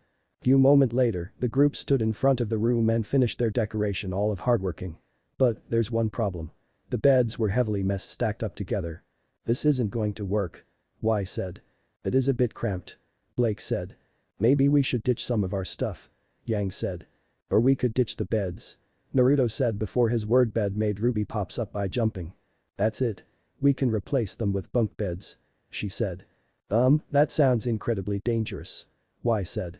And super awesome. Yang agreed. It does seem efficient. Blake said. Well, we should put it to a vote. Weiss said. I think we just did. Ruby said as Naruto, Yang, and Blake were all given thumb up for choosing the bunk beds, except Weiss didn't accept it. But it's a pretty good idea. Naruto and the group charged to the room as they rearranged the beds into bunk beds. After few seconds later, they went back to the same spot and looked at the beds again. Objective, complete. Ruby smiled looking at the bunk beds. One bed is hung over another bed by ropes and pink sheet around it. The other bed is stacked up with a pile of books top of another bed footboard edge. But there's something missing because there are 4 beds in here, which there are 5 people in this room. Well, I guess I'm sleeping on the floor. Naruto said already got a blanket and pillow in his arms before putting by the wall, so he can just grab them and drop on the ground. Ruby and Yang screamed in same time before Yang grabbed his arm to stop it. "Why, you don't have to sleep on the ground. You can take my bed instead," she said. "Thanks, but I can't just let pretty lady sleeping on the ground because it's hard to sleep for you." "It's alright. I mean really," Naruto said. Yang's face heated up, but it's sad to see him sleeping on the ground. She could just let him sleep with her. No. That's a bad thought. Bad idea. That'll make Naruto goes weird about her. Same goes to Ruby. Naruto understands about Ruby and Yang. They wanted him to sleep one of their beds instead on the ground because he's a friend to them. That's what friend does. Instead sleeping on the ground. "I could just sleep another room," he said. "What?" Yang and Ruby asked in shocked. "No, it's not like I'm leaving you girls. I'll just ask Professor Ozpin's permission to let me sleep another room that next to your room," he said. Sounds like a good idea, but they won't see him next room. But still, he can come to girl's room or they can come to his room anytime. "Alright, our second order of business is," Ruby said, sat on the bed before book dropped on her laps. "Classes now, we have a few classes together today. At 9 o'clock, we've gotta be." "What? Did you say 9 o'clock?" Weiss asked loudly. Ruby looked in confusion and didn't realize what time it is now. "It's 8:55, you idiot." Weiss yelled, went out of the door as she raced toward to her class. Naruto and his team glance outside of the door, watching Weiss sprints very fast. The other side of the door is Team JNPR, which it was John, Pura, Nora, and Ren. They look the same like rwby does. TT2, to class." Ruby said, sprinted for the class as each three people ran with her together. "We're gonna be late," John said, following sprinting footsteps. Naruto can't believe he's late without realizing having a class time. By the way, going to the class reminds him of his past in his world. That was a ninja academy. "Man, it has been so long to learn the academy class since I was 12. He thought remembered about his sensei Iruka. He has big-hearted and soft-hearted. He and Iruka were eating the ramen together at the restaurant called Ramen Ichiraku. You really miss him?" Kurama said. "Yeah, I do. He's almost like my father." Naruto smiled. Here we go, the first day of class. The first-year students were seated at their desk. There are Naruto, Ruby, Yang, Weiss, and Blake sat down on the first row of the desk. There's John sat at the upper of the desk. That's all for now. They met their first teacher. He's pretty fat. He has gray hair and a gray mustache. He wears a double-breasted burgundy suit with gold piping and buttons. His pants he wears tucked into olive boots, similar in appearance and construction to cavalry boots. His name's Professor Peter Port. Monsters. Demons, prowlers of the night. Yes, the creatures of Grimm have many names. But I merely refer to them as prey," he said.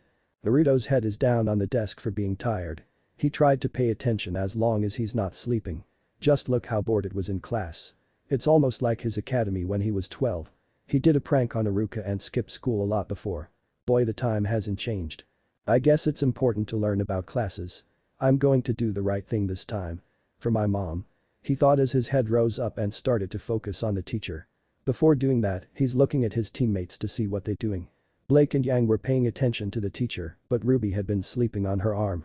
And you shall too, upon graduating from this prestigious academy. Now, as I was saying, Vale, as well as the other three kingdoms, is safe havens in an otherwise treacherous world. Our planet is absolutely teeming with creatures that would love nothing more than to tear you to pieces. And that's where we come in. Huntsman. Huntresses, Peter said, winked his eye as he clicked of a tongue. It made Yang groan when he does that. Individuals who have sworn to protect those who cannot protect themselves. From what you ask? Peter continued as students were staring at him. For what? Why, the very world. All of the students in class were silent and doesn't look so surprised. Except one student cheered a yeah for Peter. This is what you are training to become. But first, a story. Peter said.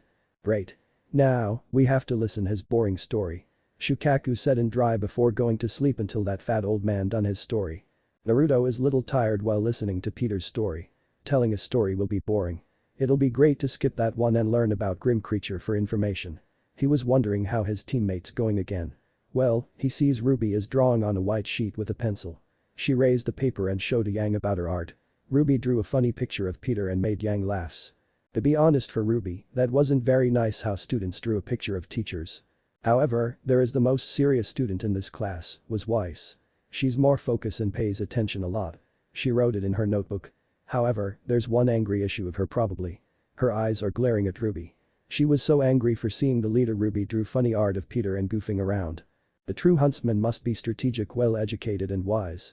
So, who among you believes themselves to be the embodiment of these traits? Peter asked. Weiss's hand shoots up and spoke, I do, sir. Well then, let's find out. Peter said, looking at the rattling cage inside of Red Eyes, step forward and meet your opponent. Weiss went out to grab her equipment. She reappeared dressed for combat. She took her position for preparing to fight while her teammates of rwby cheered for her. Boo Weiss. Yang said. Fight well. Blake said, holding the small flag sign of rwby. Yeah, represent team rwby. Ruby said. Ruby? I'm trying to concentrate. Weiss yelled Ruby harshly. Ruby got scared by her yelling. She didn't expected that one.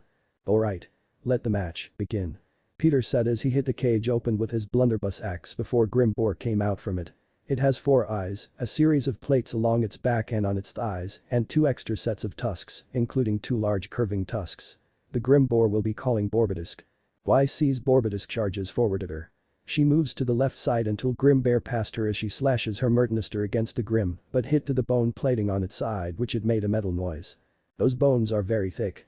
Naruto thought as he observes at Grim Boar's bones and taking note of it. Haha, wasn't expecting that, were you? Peter asked. Hang in there, Weiss. Ruby cheered. Weiss dashed forward at Borbidisk by using her semblance, but a raptor slid off and stuck between its large tusks. She tried to pull it out but got distracted by Ruby's cheer as she looked at her. It failed to let her weapon goes fly and landed on the ground. Weiss has no weapon with her. She'll have to find a way to get her weapon behind Borbidisk. Now what will you do without your weapon? Peter asked. Weiss pushed herself up and looked at the boar charges with her frightened eyes. She jumped to the side and running toward for her weapon before Grim will charge her again. But, luckily, Borbidisk hit into the first row of the desk before losing its balance and knocking itself to the ground. Weiss got her weapon on chance before Ruby. Weiss, go for its belly. There's no armor underneath. Weiss glared at her and yelled, stop telling me what to do. Naruto looked at Ruby and Weiss. Their relationship won't match it and doesn't cooperate, but Ruby has a point. There's no armor underneath Boar. At least, that's its weakness. The Grim Boar roared before it jumps in the air and started spinning forward in the form of a barrel roller wheel.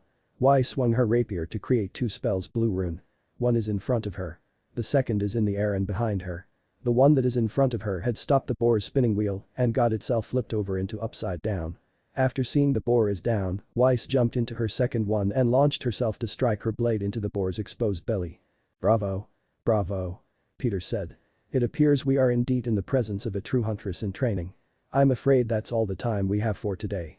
Be sure to cover the assigned readings and stay vigilant. Class dismissed. Weiss turned around and walked out of a door, ignoring her teammates, mostly Ruby. Ruby looked upset for Weiss, wondering why she yelled at her. Weiss. Ruby called as she went after her in the hallway. Weiss turned around to her and yelled, what? What's wrong with you? Why are you being? What's wrong with me?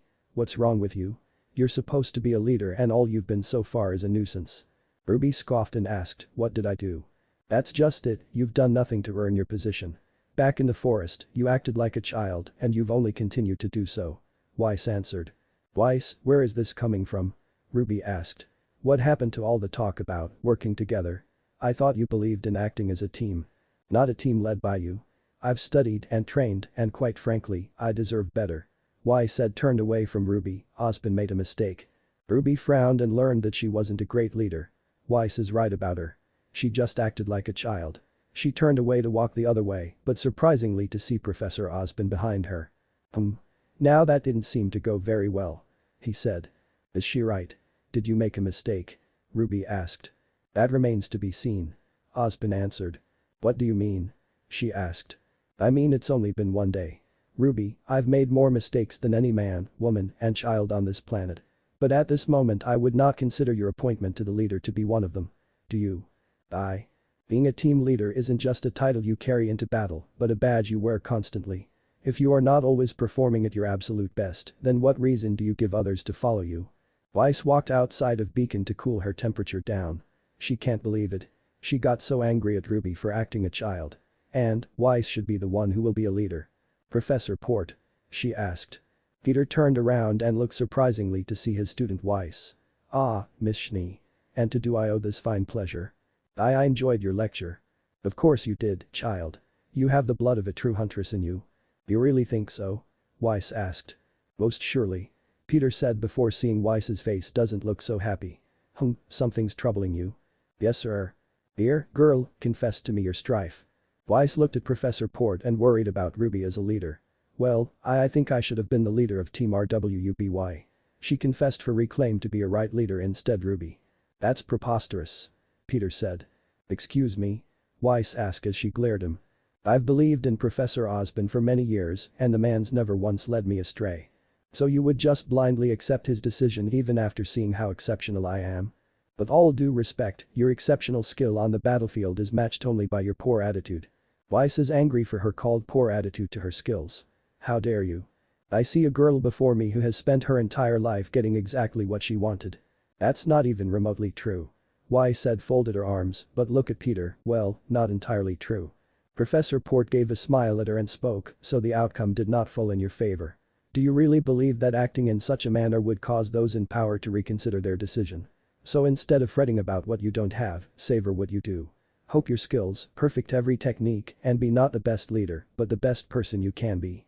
You've been burdened with a daunting responsibility, Ruby. I advise you take some time to think about how you will uphold it. Ozpin finished his speech for Ruby before leaving her behind and let her think about. Ruby stepped toward the outside to take a sneak peek at Weiss. Look like she's done talking with Professor Port as he's leaving. So, Ruby decided not to bother Weiss and leave her space. Naruto was hidden right by another side of the hallway and had listened to chat whole time. He smiled himself. Ozpin reminds him of his teacher Kakashi. At night time, Weiss entered in girl's room as she's looking for Ruby. But everyone is asleep except the one flashlight is on the upper bunk bed. She walked there and tips up by stepping on another bed. She moved the curtain away and sees Ruby is sleeping. Plus, Weiss's eyes raises in surprisingly when she saw 4 books on Ruby's bed and wrote it on the paper. Ruby, she whispered as she shook Ruby's body to wake her up. Ruby shook her own body and flipped her pencil before spoke. Weiss. I was studying and then I fell asleep, I'm sorry. Weiss grabbed her mouth to keep it quietly. She sees Ruby's empty coffee cup on her pillow. How do you take your coffee? She asked. I don't. Ruby answered with confusion face. Answer the question. Weiss said. Cream and 5 sugars. Ruby said. Weiss sighed and spoke, don't move. She jumped down to her bed and went back to the top. She bought the coffee for Ruby, here. Ruby's face is amazed when Weiss gave a coffee and didn't see she is acting so kind. Thanks. Ruby, I think you have what it takes to be a good leader. Just know that I am going to be the best teammate you'll ever have. Said Weiss with a light smile. Her smile is being honest and kind. Good luck. Oh. That's wrong by the way. She walked to the door and opens it before spoke, Ruby, I always wanted bunk beds as a kid. The door shut as Weiss started to walk. But surprisingly she sees Naruto is walking on a right which it leads him to outside. So, Weiss went after him and wanted to know why he went outside for. She's at outside, looking for a Naruto until she sees him standing by the edge. He's just chilling outside, gave a smile on his face, while a cold breeze swept through his spiky blonde hair, pushing away from his face. Weiss doesn't know what to say about him. She watched him getting a wind to blow for his hair. Naruto is pretty majestic when his hair does that. Her face is red as the cherry color. Hey Weiss. Naruto called looking at Weiss as she surprised that he knew she was here. So, she decided to talk to him. Naruto, what are you doing outside? She asked. Naruto put hands on his own head and spoke, I can't sleep, so I decided to take a fresh air. He's looking at Weiss's face. It seems like she apologized to Ruby. What? Weiss asked. I see that you apologized to Ruby by telling your face. Naruto smirked. Weiss blushed little for getting caught by him. She apologized to Ruby and told her she will be the best teammate ever. Also, Ruby was right to be a leader. It was nothing. I mean really. I did. She said before hearing him laughing. Why are you laughing? I'm telling you the truth. Sorry. Naruto said as he stopped his laugh and looked at her, it was very rare that you went there and apologized to Ruby before your first arrival and went super mad at her. What? How? She said. But, I misjudge you. Naruto said as Weiss stopped her word and started to listen to him, back in the day when I met you, I thought you were just mean and act like a bossy woman. But, I misjudge you again. Right now, you're well, she asked. Naruto's face is still thinking for he's going to say to her about herself, but he just got a bright thing. You're kind and beautiful. Weiss's face heated up for being called beautiful by Naruto. She could feel a pounding of her heart as she touched her own chest. Where is this coming from? She asked. Like I just said. You're kind and beautiful. That's all to Bayo. Naruto smiled before looking at the broken moon, you know, Weiss. Ruby's our team leader. I believe she's going to do it and reach her dream. However, we'll have to support her as teammates. Being a huntress or huntsman is a lot of different. It's not just a game. It wasn't about it being what you become. You have to be prepared to face your life. All have you to do is to protect the people as much as you can before Grim does. You got it to make sure everyone is safe. Sacrifice yourself, that will make everyone is safe. Ruby's goal is almost same as mine. I want to become a huntsman. I want to protect the people that close to me and precious to me. Never forget your friends. Never lose your friends. He remembered he lost his friend, Niji. He died in the Fourth Shinobi War. Which his heart was broken. Weiss just lost her words. She just stared at her teammate and listened to his speech. Her tears were dropped for real. She never knew that one is coming. Naruto, she said. Sorry about my long speech. I was hoping, Naruto said, but got interrupted. No, it's okay, Naruto. Weiss said. I like it. She will remember losing the friends that put her in mind. Thank you, Weiss. Naruto smiled. We should go back and get sleep. The class will start tomorrow. Alright, and Naruto. What's up? Thank you. Next day, in the classroom. What are you doing? Yang asked, watching Naruto use the chair as his booster to get him tall. He put the eraser board open slide as he closed to make it tighter before quickly put the chair back. No way, Ruby said as she knows what Naruto doing. Are you crazy? You're gonna make yourself into trouble. Weiss said. So? It's teacher's fault for being late at class. Naruto said with no expression but smile. He hasn't pranked to his teacher for a long time. Right now, he has to wait until a teacher will come to that door. Then, the eraser board will fall down onto its head. Actually, he did it to Kakashi for being late. Can't wait to see this. Yang smirked before seeing the door is open, someone's coming. Her face is exciting and can't wait who the teacher was. Blake doesn't mind for watching how it pranks goes. Ruby watches the eraser board falling until someone opens the door widely. Weiss covered her face with her hands to hide for herself. She can't believe her fifth teammate Naruto is doing the prank on the teacher. When the teacher opened the door, the eraser dropped onto its head and stuck on it. Ruby and Yang tried not to laugh, but they realized that teacher was everyone were all silent. The Professor G. Goodwitch. Naruto said with a nervous smile as he waved at that woman. He didn't even realize it's that woman from the night. Oh boy, the shit is going down. Naruto. Glinda said with a smile as she held her riding crops before swiped it and destroy him with an ice. Ah. So cold. So cold. What the hell, Bachan? You're trying to kill me. Naruto cried. Sorry, Mr. Uzumaki. If my student disrespects me, I'll have to. Nope. Bye-bye, Bachan. Naruto smirked as he ran toward to the door and escaped from her before she will unleash her fury like an angry tiger. Hey. Get back here. And don't call me Bachan. She yelled as she charged after to Naruto. You'll have to chase me first or else I'll have to keep calling you Bachan. He shouted in the hallway while everyone just sitting there like nothing. Yang and Ruby laughed together at Naruto how bold he is for pranking Professor Goodwitch. Blake is just sat there and listened to the noise. Weiss is still covered a red face and cannot believe Naruto did a prank on teacher. Everyone heard a big boom and boom. Hurry just walked in the hallway to find her classroom before she sees Naruto ran past her before stopped by her. Her face is a priceless expression, having no idea why is he running. His face is sweating and red. Naruto. Why are you before she said that, there's the reason why Naruto is running. Naruto. Glinda angered while swiping her riding crops to create an ice on Naruto's feet to freeze them. Hi Purah. I gotta go. I see you in class Tabeo. He talked so fast before ran away from that angry teacher. Purah just smiled and waved at him while giggling. That's all she can do. Chapter 6. On the stage, John was fatigued by fighting to someone. His arms were exhausted, holding his sword and shield. He looked up at the guy, who laughed at him. His name's Cardin. He has burnt orange hair that is combed backward with a slight peak at the front and indigo eyes. He wears silver-gray armor with gold trim. The chest plate sports a bird with its wings outstretched. Underneath the armor, he wears a black shirt with red trimmings and black pants with a red belt tied around his waist. John charged forward to him as he swung his sword at Cardin, but his opponent easily dodged. John looked in shock before his shield got hit by the Cardin's mace. Luckily, John's shield saved him from that attack, but it got flew off and dropped on the ground. John only has a sword with him. He held the handle by two hands before charged forward again to attack Cardin. Cardin blocked the attack. This is the part where you lose. Cardin said. Over my dead, John said, but groaned in pain for being hit in his stomach by Cardin's knee. He fell down to the ground. He messed up again.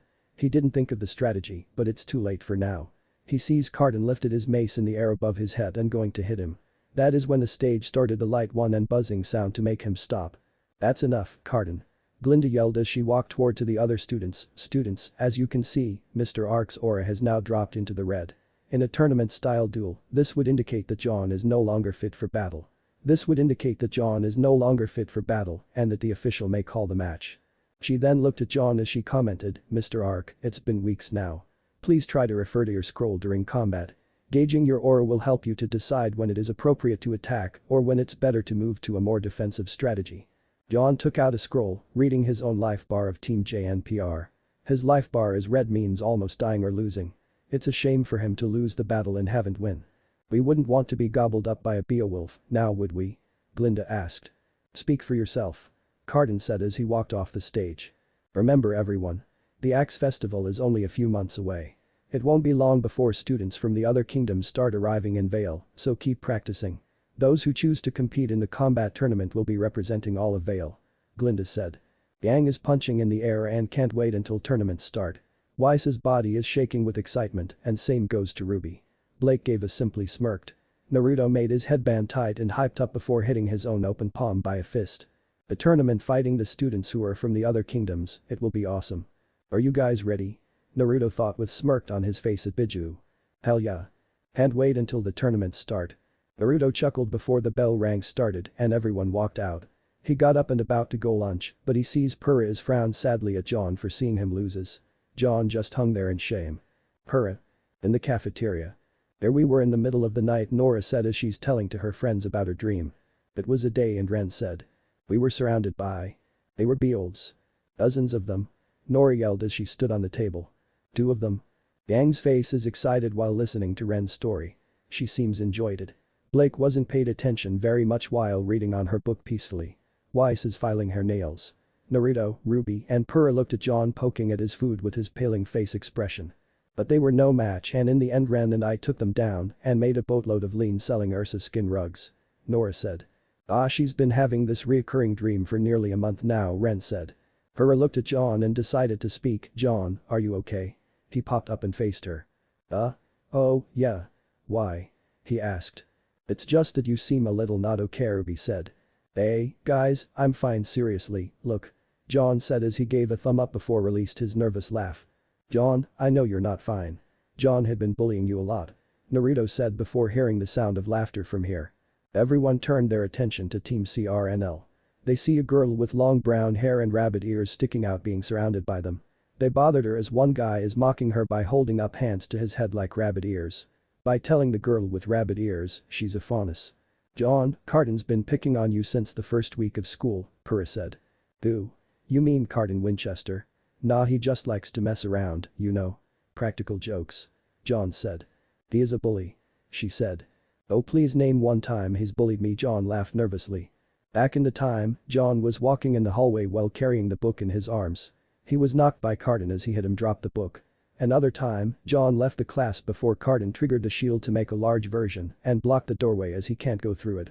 Last, Carden pushed John into the locker and pressed the button as it launched up into the sky. I didn't land far from the school, he said. John, you know if you ever need help, you can just ask, Purah said. Oh. Nora said as she got up on the table again, we'll break his legs.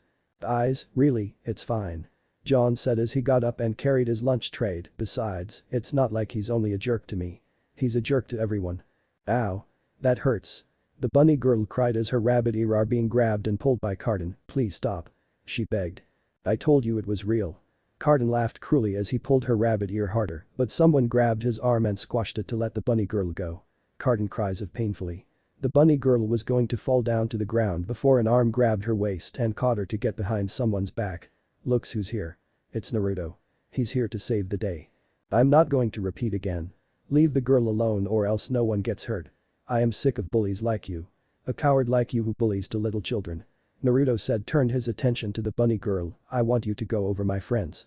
He means his team rwby and friends of Team JNPR. But they're gonna hurt you. She said before Naruto gave a smile. Don't worry about me. They're no problem with me. Trust me. He said as the bunny girl fast walked to Ruby's table. When Naruto lets go of Carden's arm, Carden suddenly attacked him, but he dodged his punches by leaped back away from him. As he did, his arm moves to behind his back and another arm reached out. His stance is like Rock Lee's fighting stance. You bitch, you think you're a hotshot. Get him, boys. Carden ordered as his 3 teammates are charging toward to him. The guy named Russell with a light green mohawk was the first one charged at Naruto. He raised his fist and toward to his face, but Naruto simply ducks down and rear spinning low kick on his leg to throw him off balance. Russell was sent to crashed on the table and slid until the end. Naruto just took a deep breath slowly before facing another opponent. There's another guy named Dove with light brown hair who glared at Naruto for hurting his teammate. "You son of a bitch." He was charging to Naruto and punched in the face, but he moves aside to dodge him. He knees attack in the stomach. Next is the guy named Sky with long combed back, dark blue hair. He seems to look tough as Naruto's thought. Naruto sees Sky started to charge toward him, raising his fist up and aiming to his face. Naruto gave a sigh of him as he completely dodges aside from the punches. He opened his hand and going to slap on Sky's face. "Uzumaki bitch slap." He yelled as he smacked on Sky's face, making the loudest slap. Everyone can hear that slap in the cafeteria. Ruby and her friends heard that too before dropped their jaws. "That is the loudest slap I ever see," Yang commented. Sky got himself flip over and crashed on the ground before lost his consciousness. His left cheek is completely red and had a slaps mark. "Wow, he's way out of a cold," Naruto said looking at unconscious Sky on the ground before turned around to Carden who is the last one. "I'm going to beat you and win this, kid," Carden said as he's cracking his own knuckles. "In that case," Naruto said as his hand picked something in his pocket, searching something that can take the bully down. His face started to smirk before pulled out of a manga book in his hand. Carden's face is a confusion expression. "What's wrong?" "Just hurry up and attack me," Naruto said. "Seriously? A book?" the bully said. "Yeah, I just want to know what happens next, but don't worry. It won't make a difference against you guys," Naruto said reading his manga and taunted Carden. Carden ground his teeth in anger for being mocked by Naruto before charges forward to him and yelled, "Nobody mocking with me." He punched into his face before he'll make a dodge. Naruto blocked Carden's fist while continues reading his manga. He ducked down when Carden kicked him. Then, he sees him smiling before giving a punch to the head. However, Naruto suddenly went vanishing before Carden punched him. He looked surprised when Naruto vanished. Where did he go? "The huntsman should not let the enemy get behind him multiple times, idiot," Naruto said as he's right behind him by sit squat. His hands are one index and middle fingers, similar to the tiger hand seal. "What is he doing?" Ruby asked as she's looking closer at Naruto's fingers, something like sneak's attack. That index is pointing something. It looks like it's aiming at Carlin. "Oh boy. Ooh boy." She figures it out. Hey, are you thinking what I'm thinking?" Yang smirked at Ruby as her face is red. "Hanahagakure hide into Jutsu LG, Leaf Village secret finger jutsu," Naruto said with his shining eyes as his fingers stabbed up Carden in the ass, causing him scream, pain, and embarrassment. "Senengarashi, 1000 Year of Death." He throws Carden a great distance, crashing up to the ceiling. "I can't believe he just did that," Ruby said as she dropped her jaws down. "I need to learn that move," Yang said, tried to copy like Naruto. Naruto? What kind of move is that?" Weiss asked with a blush, covered her face, except her eyes were peeking. Hera closed her eyes and wasn't expected. Naruto did a very awkward move. Her face is so red. She can't even watch, but took a peek. "No you place." Naruto smirked as he sees Carden's group carried their leader and left the cafeteria. After the fight is over, he went to the table where his friends were at. His friends were cheering and happy for him. "Naruto, that was very kind of what you did." Purah smiled. Naruto gave a dazzling smile and happy to help a bunny girl and teach the bullies lesson. He learned what the world looked like and the problem. Human bullies Franus. Franus discriminates against the race. While he's thinking about that, his cuff feels like it being pulled. He turned around and sees the bunny girl. The bunny girl is tapping fingers, like Hinata, tapping her fingers and shy by looking at her face. She doesn't know what to say to Naruto for saving her life. She's a Faunus. That blonde is a human. "Are you okay? I hope your bunny ears didn't pull so hard by Carden," Naruto said. "I am okay. Thank you for saving me. My name's Velvet Scarlatina," she said in a soft tone. "It's no problem. I'm Naruto Uzumaki and I'm in Team rwby," Naruto said before realizes that girl is in cafeteria means she already has her own team. "By the way, if you're here, where's your team?" "My team isn't around here," Velvet replied before seeing Naruto's face is worried, "but don't worry. I'm used to this sort of thing happening whenever my team isn't around." "That's a lie." Naruto knows Velvet has been through a lot of depression in her past. Her past as being Franus must be sad. Her feeling is almost like him in the past. In his past, people treated him like nobody. Nobody. "Velvet, you shouldn't say that," Naruto said as Velvet surprised when she heard him because it's hurt in my heart. I remember the one time there was a born baby cried for dying parents. But they gave the warmth words and managed to stop the cry before they passed away. At that time, the people started to treat a child like nobody because they were afraid of something. Something they hate and scared because there's thing inside of a child. The child cried at home and didn't get any friends, not even try, because the parents forced them to stay away from that thing. Velvet and the others were almost cried to his story. Their eyes were tearing up. Naruto's story is so emotional and sad about the child who went through a lot of pain and suffering. Naruto, Velvet said, didn't know what to say to him. She feels sorry for hearing his story. Her tears were dropped. She remembered in the past, she was being hated by humans. No one ever wants to be friend with Faunus. But, Naruto, he's special. She sees his hand raised and offered her to hold it. Let's be a friend. I don't care if someone is Faunus or not, but I still want to be friend with you. I don't want you to be lonely. He said with a warm smile on his face. Velvet cannot believe Naruto wants to be her friend. No one ever asks her. She slowly moves her hand to his hand and gently holds it before she started to cry. Hey, don't cry. You're too cute when you do that. Naruto said, watching Velvet's cry while her body is shaking. Come on. Give me your smile. A big smile. Velvet looked at him before giving her best smile she has. Thank you. She said before gave a warm smile for him while tearing down to her cheeks. I would love to be friend with you. Next class, the students were in the classroom and met their new teacher. His name's Bartholomew Oobleck, but called him Professor Oobleck. He has messy green hair and wears white shirt partially tucked into his dark green pants and its collar raised, showing a slack yellow tie, along with mismatched brown and black shoes. He also has round glasses that appear to be opaque. There's one thing why everyone is sleeping, because Professor Oobleck's talking too fast and kept go zoom and zoom like a rabbit. Have any among you been subjugated or discriminated because of your Faunus heritage? Professor Oobleck asked. Some of the students raised their hands. Velvet raised her hand too and nervous to do that. Dreadful, simply dreadful. Remember, students, it is precisely this kind of ignorance that breeds violence. Oobleck took a drink of coffee as he continues, I mean, just look at what happened to White Fang. Now, which one of you young scholars can tell me what many theorists believe to be the turning point in the third year of the way? Weiss raised her hand, giving an answer when Oobleck called her. The battle at Fort Castle. She answered. Good answer. And, who can tell me the advantage the Funis had over General Lagune's forces? He asked. John was sleeping until his head was hit by a paper football that Cardin flicked. Hey. John protested before it draws the attention Oobleck who zoom in front of him. Mr. Ark. Finally contributing to class. This is excellent. Excellent. What is the answer? Professor Oobleck asked a question. John doesn't know what the answer was because he slept. He tried to think, but he sees his partner, Purah, is trying to give him the answer. The advantage of the Faunus had over that guy's stuff, he started as he sees Purah cups her hand around her eyes, binoculars. The class started to laugh at him for hearing the silly answer. Naruto was outside of the classroom, standing against the wall by the door, and listened inside of classroom which he heard the laugh.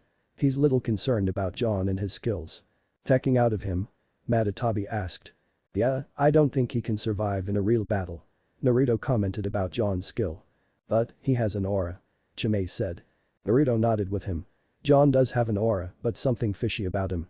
At the beginning where the beacon started, John doesn't have one. Naruto didn't feel the aura of him, but at the forest John has aura now. The bell rang just started as the students went out of Oobleck's classroom. There's Blake and Weiss before Naruto told them to go ahead of him and catch up later. He sees the team JNPR, Nora, Ren, and Purah. But, where's John? Wasn't he with them? You go on ahead. I'll wait for John. Purah said as her teammates went ahead. She released her sigh because John stayed in the classroom for laughing at Cardin. He's also staying in there too. Yo, Purah. Naruto said before Purah was surprised for not knowing he was here. Naruto, you're early. She said in a surprising voice. Yeah. Naruto said as he put his hands behind of his own head, I kinda prank Professor Goodwitch again, but she won't find me. He feels little weird about Glinda. She is his next target. He kinda likes her because the way she acts almost like Iruka-sensei. You know you'll get trouble for doing that. She said. I know that. Naruto smirked. Of course, he did a lot of prank on his teacher. By the way, are you waiting for John? Yes, I'm waiting for him. She said. Naruto's giving a look at Purah. He remembered John was with Purah in the forest. Purah, have you noticing something? He asked. Noticing what? Purah asked. It's about John. I watched him a fight with Cardin. His sword skill wasn't too great. I don't think he won't survive fighting against Grim. He said. Purah's face is surprised when Naruto talked about John. I know that. That's why I want to help him. Train him. She said.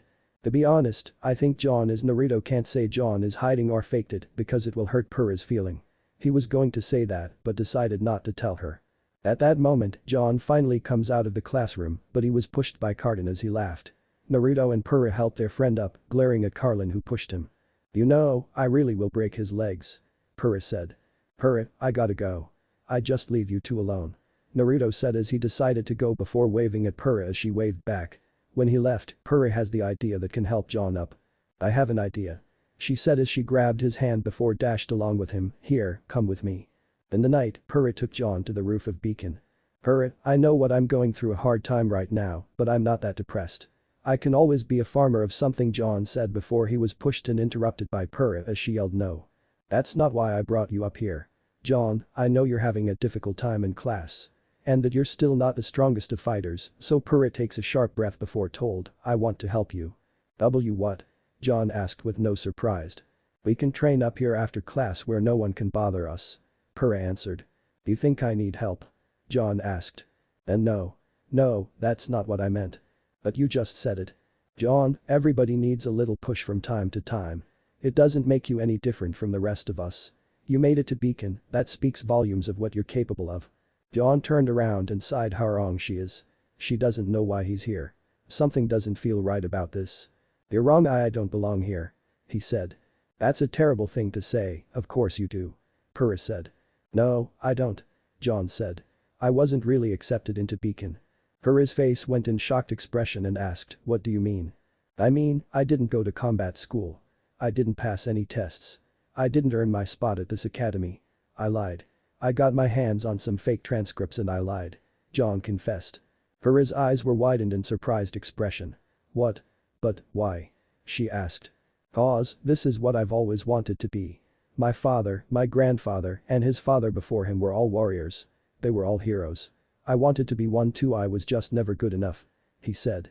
Then let me help you. Purah said as she walked toward him before putting her hand on John's shoulder, but he swiped her hand. I don't want help. I don't want to be the damsel in distress. I want to be the hero. He yelled.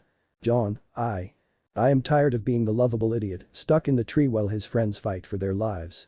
Don't you understand? If I can't do this on my own then what good am I? Purah cannot believe John lied and faked his transcripts to get him to Beacon. But the reason why he's here because he wants to become a hero like his father and grandfather. However, his skills aren't so great. She wanted to help him as she walked toward John, but he backed away from her. Just, leave me alone. Okay? He asked. Purah frowned as she decides to leave him alone before spoke, if that's what you think is best. She walked to the downstairs. She guesses John doesn't need her help. He already decided to do his own thing. Naruto woke up so late because it was too hot in his room. He tried to his opened window, but it's not enough. So, he decided to go outside for taking a fresh air like he used to. He goes out of his door, but he sees John, standing in front of the door. Hey John. He said as John got scared before turning around at him. Oh. It's you. He said. Yeah, but what are you doing in this late? You know we'll be going to field trip tomorrow. Naruto said. John tried to think of the way to lie to Naruto, but he can't do that to his friend, Naruto, I messed up.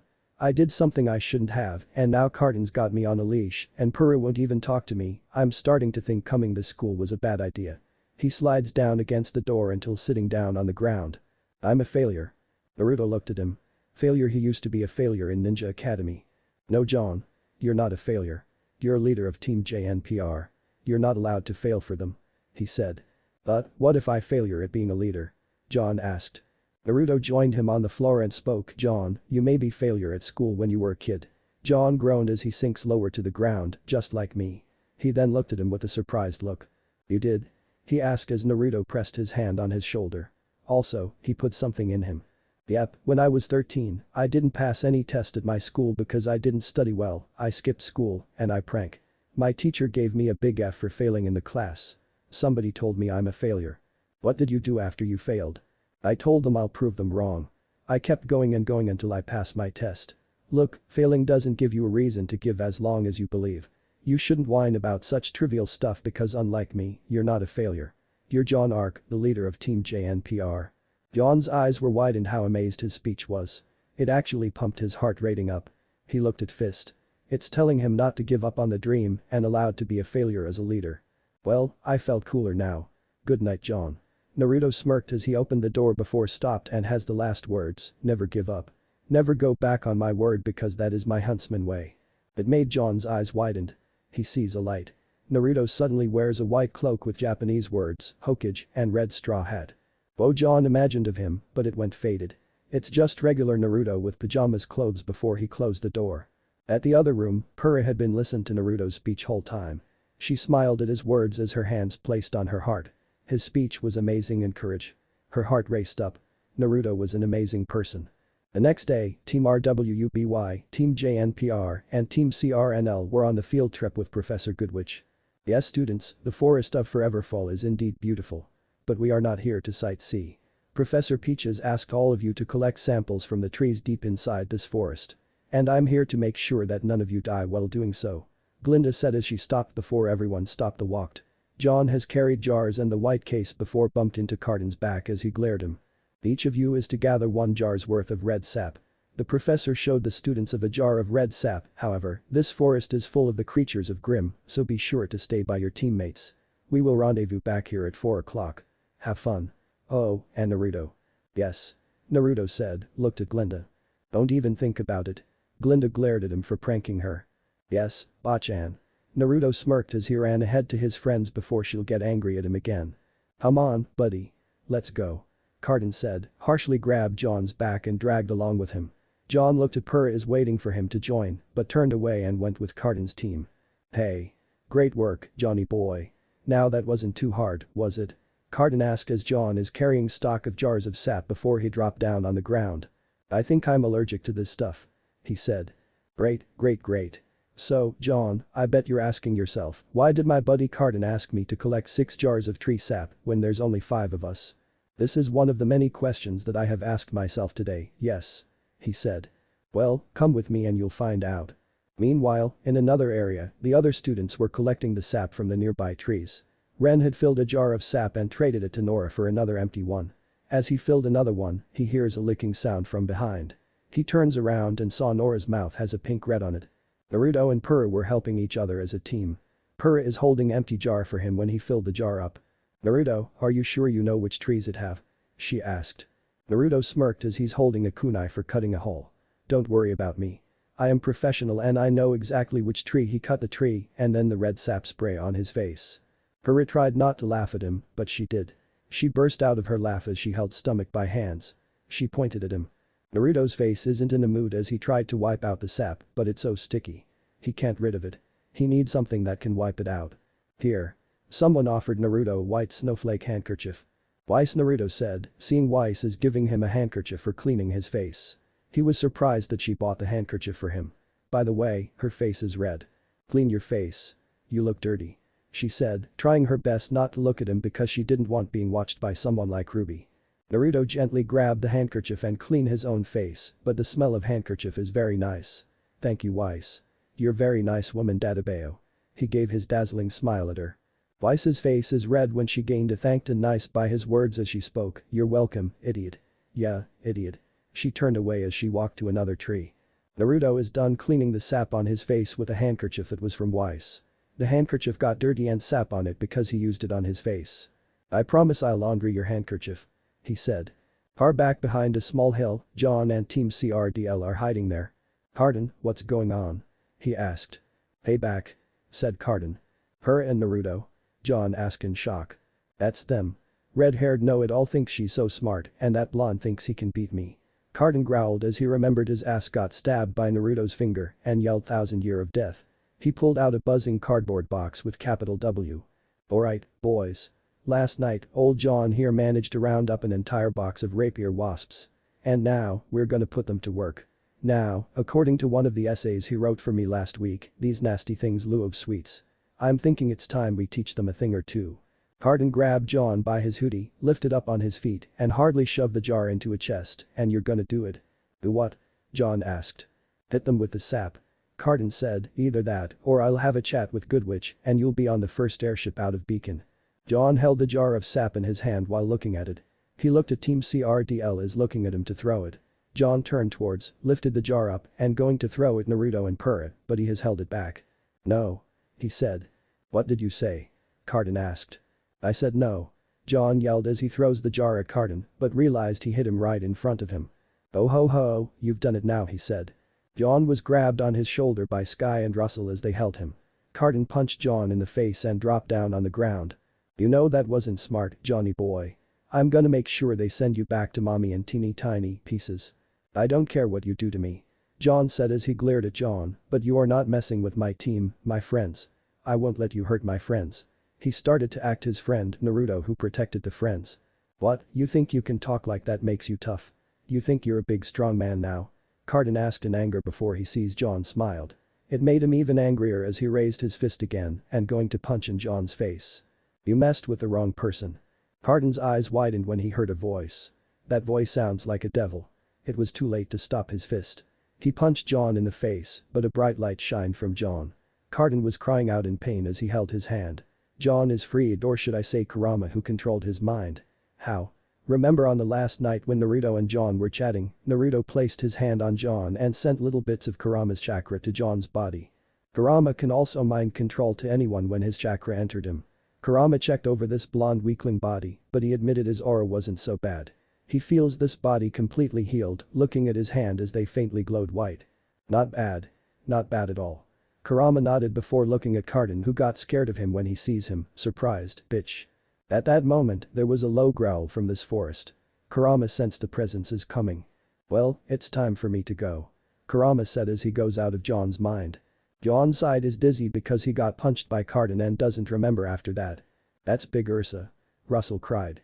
Naruto dropped the jar down when he sensed Kurama's presence is gone, as it warned him that John and the others are in trouble. "Yang. You and Blake, go get Professor Goodwitch," he yelled out as everybody looked at him in confusion.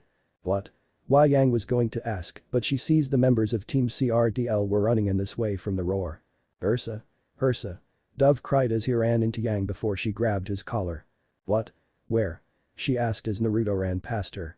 "Back there. Purah, Ruby and Weiss, you girls coming with me," he said as three nodded with him.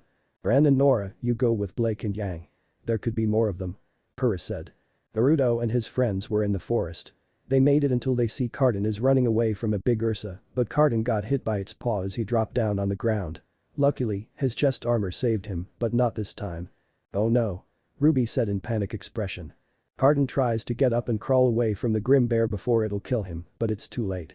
It raised its paw and swiped down to him, yet a shield blocked the attack for Carden. It's John and saved his life. However, he struggled to defend to Carden as the paw is pushing him. Ruby and Weiss were going to save him, but… Wait. Purah called. John slashed at Ura's stomach before he pushed its paw away. Ursa lashed out and tried to crush him. He dodged the attack by rolling out of the way and jumped over another attack, but got launched by Ursa's claw and made fly in midair. He rolled over and managed to get up as he ran past Carden. He charged before jumping attack. The Ursa knocked John on his side and sent him down on the ground. John is having a heavily breathing for fighting the Ursa. It's hard and tough. He looked at the scroll in his shield to check his aura level was in red. He glared at Ursa. He never gives up. Never go back on his word because that is his huntsman way. He released his battle cry, started to charge at the Ursa before it begins to charge him as it did. Naruto saw John had left himself open that Ursa can attack it. Purah saw it too. She lifted her hand out to him as the dark energy glow around her hand. Her dark energy glow sent it to John's shield as its surrounding and made it lift up to block Ursa's attack. Its attack slid down on his shield before he had a choice to hit the bear. He held his sword tightly as he sliced right through Ursa's neck and then the head fell to the ground as the body collapsed onto the ground. Ruby and Weiss were surprised to see John that blocked Ursa's attack and finished it. Naruto is also surprised, too. John's didn't block that attack. It was Purah. She used the dark energy glow to control his shield to block it before Ursa attacked him. "Oh what?" Ruby asked. "How did you?" Weiss asked. "Well, Ruby has her speed, Naruto has his element, and you have your glyphs. My semblance is polarity," Purah answered. "Polarity?" Naruto asked. "It means she can control over magnetism," Weiss answered for him. "Oh interesting. I believe she can control my sand or your sand," Shukaku said. Ruby started to impress and said, "Magnets are cool, too." Purah is starting to leave the forest before Weiss noticed. "Wait, where are you going?" she asked. "Yeah, we gotta tell them what happened," Ruby said. "We could," Purah said. Or we could just keep it our little secret," Naruto said. At night time, on top of the roof, John stood and watched the light of beacon. "No carton tonight?" Purah asked as she walked to his side. "And Naruto here too?" "Yeah, I thought you two were best buds," Naruto asked. Naruto, John said, turned around to them before giving a bow and apologies. "I'm sorry. I was a jerk. You were only trying to be nice and I had all this stupid macho stuff in my head." "Whoa, there, man." Naruto stopped John for doing that. "It's alright, man. We're your friends." "He's right. We're your friends." Purah said as John smiled. "Your team really misses their lead, you know." She began to walk to the exit as Naruto followed her. "You should come down. Ren made pancakes no syrup, though, you can thank Nora for that," she said. "Wait." John called as they stopped and turned around to look at him. "I know I don't deserve it after all that happened, but would you still be willing to help me? To help me become a better fight in huntsman?" he asked Purah. Purah turned around to Naruto. "If John can train with her." Naruto nodded as Purah smiled when they decided. Purah turned back and walked toward John as she suddenly pushed him to the ground. "Hey!" John yelled. "Your stance is all wrong. You need to be wider and lower to the ground." She smirked as Naruto giggled and walked toward him. He helped John up on his feet. "Your training will be tomorrow, but you should rest first." Naruto smiled, willing to help John too. He's going to teach him some of his taijutsu to learn how to fight without a weapon. "Alright. I'll do it," John said in the hype. "Good."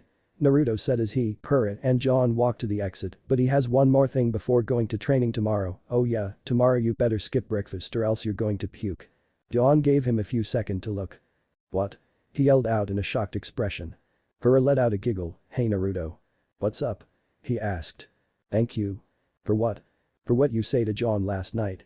Naruto's face is dropping his sweat when he finds out Purah had listened his speech whole time from the last night. "Yeah, you're welcome," he said. "You know, your emotional speech actually helped him and me. I felt better now," Purah said, giving her most beautiful smile ever, like sparkling. Naruto's face suddenly blushed when Purah smiled like that. His eyes were widened, realizing something similar to his mother. "I actually think you're past gorgeous because of your red-haired Adebayo," he suddenly blurts out. Purah looked at him with a light blush on her cheeks. What did you say?" "Nothing." What if Hagoromo sent Naruto to rwby? And thanks for watching my video till the end. If you enjoy this content, then do consider subscribing to my channel and leave a like if you guys need the next part, comment down, and thanks for watching the video and see you guys in the next video.